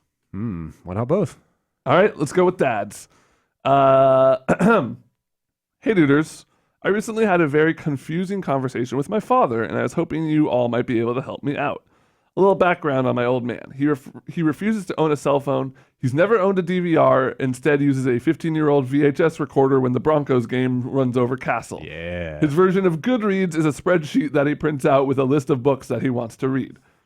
So imagine my surprise when he approached me the other day and said he wanted to find some video games to play on his computer. Oof. Unfortunately, he's so far removed from that form of entertainment that he can't really explain what he's looking for, since his brain is stuck on Minesweeper, Solitaire, and Myst, the original Myst. Like some card games, but with porno in there. My question is, can you recommend a handful of games that could cover a variety of genres that might be a good entry point for my dad? Just get him a photo hunt machine from a bar. Yeah. That's what he's looking They're for. like And $300 golden plus TRQ. shipping. Yeah. Yeah. So I mean, that got me Man. thinking. Like, how do you sell people on video games who don't have the concept of what video games can be? Especially Like, because I they don't. can't. 'Cause then you're like locked into troubleshooting for them, Well, like getting it installed. Also, and it's video like, games can be just about anything at this point. You know, Yeah. like Get a Microsoft Entertainment Pack Volume 2. yeah, now we're talking. Little Spider Solitaire. Mix it up. Like I don't know. Do you give him Candy Crush or do you give him Hearts of Iron? I don't know. What's he into? So that's the thing. He doesn't know what he's into. Man, Yeah, you should probably find more out about your own father. I think I would you'd probably no. That's never the answer. I might say like try to start with some additional card games and maybe some photo hunt stuff sure. that is very simple like that, and see if he's just like, Ooh. yeah, this is good, or if he's like, this is bullshit. And then at some point you're like, oh, you like Myst? Here's the witness. Ooh, I don't know who the witnesses. Just bang your head against this for the rest of your nice. days. Get him Peggle. There you go. Okay, yeah. All right. Peggle. Peggle's good. And then gateway that into him getting a phone. So Yeah. you can get a hold of Yeah, it. that might be. I cut out a line, but he talks about how his dad introduces himself to strangers and new family members at like his in-laws as, "Hi, I'm blah blah blah. I don't have a cell phone." It's a weird. So I don't think he's ever getting Yeah, that I don't know. phone. Yeah. All right. I don't know. Rich Gallup used to. Yeah, but even he relented. Yeah. I remember the day I got my first text message from Yeah. Rich Relented Gallup. so hard he now makes games for I know. phones. It was like a magical experience the day that I got a text message from him. Anyway. To the beefiest bomb squad. The other day I was asked by my lovely mother what game I wanted for Christmas. I had no idea what to tell her. Ever since I can remember, I've never asked for particular items for Christmas. I've never wanted to be spoiled or put my folks in awkward positions. I wish they would just surprise me, and I was content with the setup. What is the proper etiquette for when somebody asks this? Do you honestly just tell them? This whole thing feels uncomfortable to me. Love from Venice, Florida. Tommy. As you want to ask for a card game, but with porno in it. There you go. It's like one of those photo hunt machines from a bar. Yeah. I mean, I feel like we can talk, like, we're not really asking family members for video games anymore, Yeah. but like Christmas gifts in general, do you guys like to be surprised? Do you like have items that you want and drop really hard hints? No, I definitely I kind of don't expect to get gifts at holidays anymore. Yeah. It happens though. Like my in-laws are super like generous, and they like to get us stuff, and they like, ask for lists or whatever, and it's like, no, please, I'm absolutely fine. Luckily now they have a grandson to spoil. Oh but, yeah, that's good. That's what I they're would really suggest, looking for. I don't know, maybe like an Amazon wish list or something. Yeah, I keep one of something those. like that works. And if they persist, if they insist, I'm like, okay, here you go. Look at that.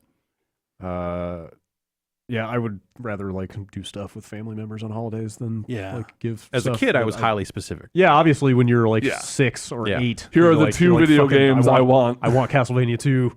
I was circling shit in catalogs and like folding over, totally dog-earing the pages. This sounds like this person is an adult asking from that perspective, but like, yeah, I've started like taking people out to do things, or like, one year they may have hated me for this, but I gave charitable donations in their names instead of gifts, and I don't know if they were expecting to get a thing. That's totally cool. Yeah, but I definitely went over well. So there are some people that are just like hell bent on like buying you something and making sure that it's something that you want, and that's when you get in that awkward position. I always try and have like one item in the back of my mind for circumstances like that. Like, it'd be nice if I had that. Like, I know for a fact for my birthday I'm getting a nice new pair of slippers. Yeah, and I'm very excited about that. You know what the most exciting gift I can get and this tells you how old I actually am, is fucking socks and underwear. Yeah. It's like It's all the shit you don't want to buy yourself. Yeah, like my mom has given me like nice socks for Christmas, and I'm like, fuck yeah. Now I don't have to go to a store and buy socks. I think I'm on the verge of taking all my socks and throwing them away. Yeah. And then just going and buying like 20 One pairs. brand. Same brand. Yeah, exactly. Yep. Yeah. Do it. It's so much better. Right now, it's a shit show Treat your feet. of different socks. I just go classic Hanes white all the way. I picked up a pair of Doc Martens while I was in Chicago, so I had to get some nice thick socks to help break those bad boys in. My girlfriend goes with the Matt Rory strategy of mismatched socks all the time. Yeah. She's got a drawer full and just pulls 2 out and goes. My partner does that as well. too. Yeah. I bet it's way easier. I'm sure there's something liberating about it in a way. Yeah.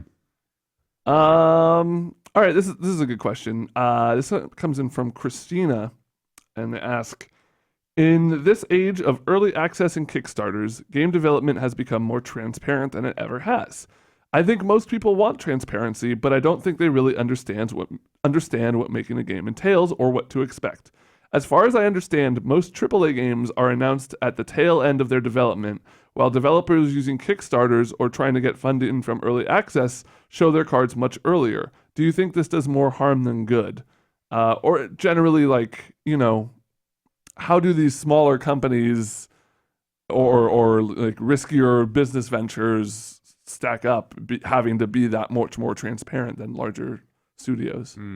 Yeah, I think it's both ways. Like you look at like a Peter Molyneux with Fable and like overpromising stuff. That those are announced, well ahead of development. Peter Molyneux is the cautionary tale for a lot of things. Yeah, There's not to say- small team development for big. Yeah. Sure, but I don't think that's a set strategy for like AAA like game announcement or anything like that. Yeah.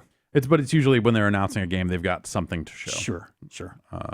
Well, usually, how many trailers have we seen? That's just a title card reveal. That's true. You're right. There was a Twitter thread that got a lot of attention last week from an indie developer whose name escapes me about how dangerous it is to be open about stuff like that. Yeah. Like what people do with that information and the assumptions they make about things they don't quite understand. It's Right. like if you give them a little bit, they will you give them an inch, they'll take a mile in terms of like and fill in the gaps with assuming- incorrect info Yes. and then suddenly be like, well, why do you need this? Why do you need this? Totally. Totally. That you saw a lot of people that had gone to Kickstarter, then delivering breakdowns of how they were spending the money in a way that you look at and go like, that adds up. That seems reasonable. Yeah. But people still were not able to take that as an answer. people. So it's one thing to be transparent and have all the information. It doesn't guarantee that the audience that you want to get that information is going to believe it or accept it. Yeah. And so it's hard.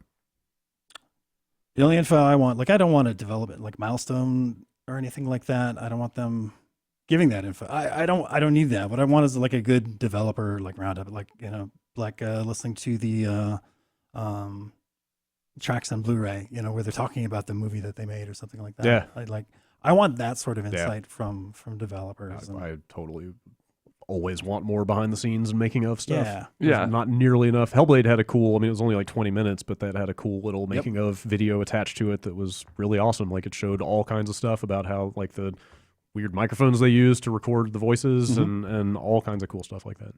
Yeah, I definitely think there's a lot of fun stuff you can do. A lot of like, and I mean that's where like backer content really shines, right? Is like it's a window into the development process, but it's one that's like more celebratory than like, it turns out all this code is shit and we got to rewrite all these other things. It's like, hey, this is like concept art, right? And this is a concept art meeting. We're going to talk about like that sort of. I've been following a couple indie games on Kickstarter that do regular monthly updates, and it's really cool seeing that sort of just like this is how a video game gets made through a lens, right? Right. Yeah.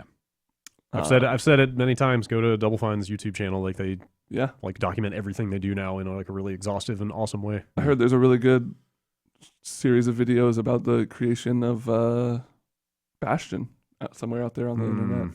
Yeah, somewhere. Who would have been crazy enough to take that project on? That's you guys are doing one more? Okay, this one comes in from Matthew, and he says, "Aloha, crew. I play the Switch on my television with a Pro controller. only using the console in unlocked mode while at work. It is there when I discovered I'd be happy to trade the touchscreen for a larger screen. I've never used the touchscreen, but my eyes would be happier with a bigger display. My question is, do you ever see Nintendo coming out with a Switch XL or some kind of console like that in the future? And it got me thinking with all the iterations they've done to the 3DS, with the half-step consoles that Microsoft and Sony are now doing, would we see like a new Switch? I think now that the Switch has proven to do well for them, all this stuff would have seemed almost preposterous, a year ago or something. But now that we accept that the Switch is here, it is quite popular. They did it. Yeah, they did it. They did well with it. It's not They've the got Wii U. good games. It's not the Wii U. Then you start to look at it and go like, okay, well, what's next from here? I don't know. I don't know that I would want anything too much bigger than what they've got. I would, this probably sounds super nitpicky, but I would not want a bigger screen at that resolution. Like, I'm so used to like Retina or, high DPI screens at this point that like that thing, it's fine, but you see it. Just barely. You notice it. Exactly. Yeah. Like I saw the quality difference from a regular 3DS to like a 3DS XL. Like things were a little as a handheld, like next to the Vita or 3DS or whatever. Like it's incredible. Like it's the best handheld video game machine ever made. But next to like a modern smartphone, like you see the difference in the screen. Definitely. Like I wouldn't want that blown up anymore. Yeah, and I just don't think I would. I think it feels good in the hand. It's a good size for playing it. I wouldn't want it bigger. I'm never going to use the kickstand on that thing. Feels so flimsy. I used that for the first time. Yeah, like I'm never going to take the put an Joy-Con SD card off in, and that's- try to play like that, or it's just not. It's just not how I use the system. Probably. so I wonder if I could maybe see doing that on an airplane or something. If I would. kinda I would still crammed in. hold. I mean, I'd be crammed in and still holding it. Yeah, in my probably. because I'd be holding it up like this, going. Ugh. Sure. I would appreciate a larger one. I would love for it to be a higher resolution, sure. But I almost never dock my Switch. Really? It's like only to charge it. Huh. Like I've played that thing as a home TV console almost exclusively since I got it. Like I have not even really played a game in handheld mode other than to marvel at it. handheld for me too. Yeah, I it think seems it's a like good size I screen. hear a ton of people saying that. It's really cool that that console can be two completely different things. Yeah, it is. It is. I just like slouching on the couch Sure. Yeah. with a big TV. Anyway, that's it for emails? Yeah. That's it for emails. Bombcast@giantbomb.com. Yeah. And thus the podcast. That's right. We got a packed week ahead of us. Yeah. Yeah, there's a lot of stuff out. We're gonna take a look at Forza. Turns out 20 plus hours of Destiny over the last week. Kind of got behind on some stuff. It'll happen. Yeah. All kinds of games to take a Hob. look at. Oh, Hob, right? Yeah. You guys are gonna do a quick look at that. We got the And post show. many more. Yeah, we got a post show coming up. I'm pretty much ready to roll right into it when you are. All right. All right. Do you have a name yet? No, we need. I that think it's before- just gonna be the post show, and every episode is gonna have a different name. Yeah, we need Until a name. we have need a name for the RSS feed. Yeah. and that can't change. Yes. So we have to come up with something to at least punch into that field before we hit save. But other than that, no. All right. And then we got some streams this week. Yeah, we got all kinds of stuff. Yeah. We won't say everything until it happens because you never know. You never know. That's true. It's exciting. It's though. true. All right. Well, thanks for listening then. It's been the Giant Bombcast. We'll see you next week. Bye.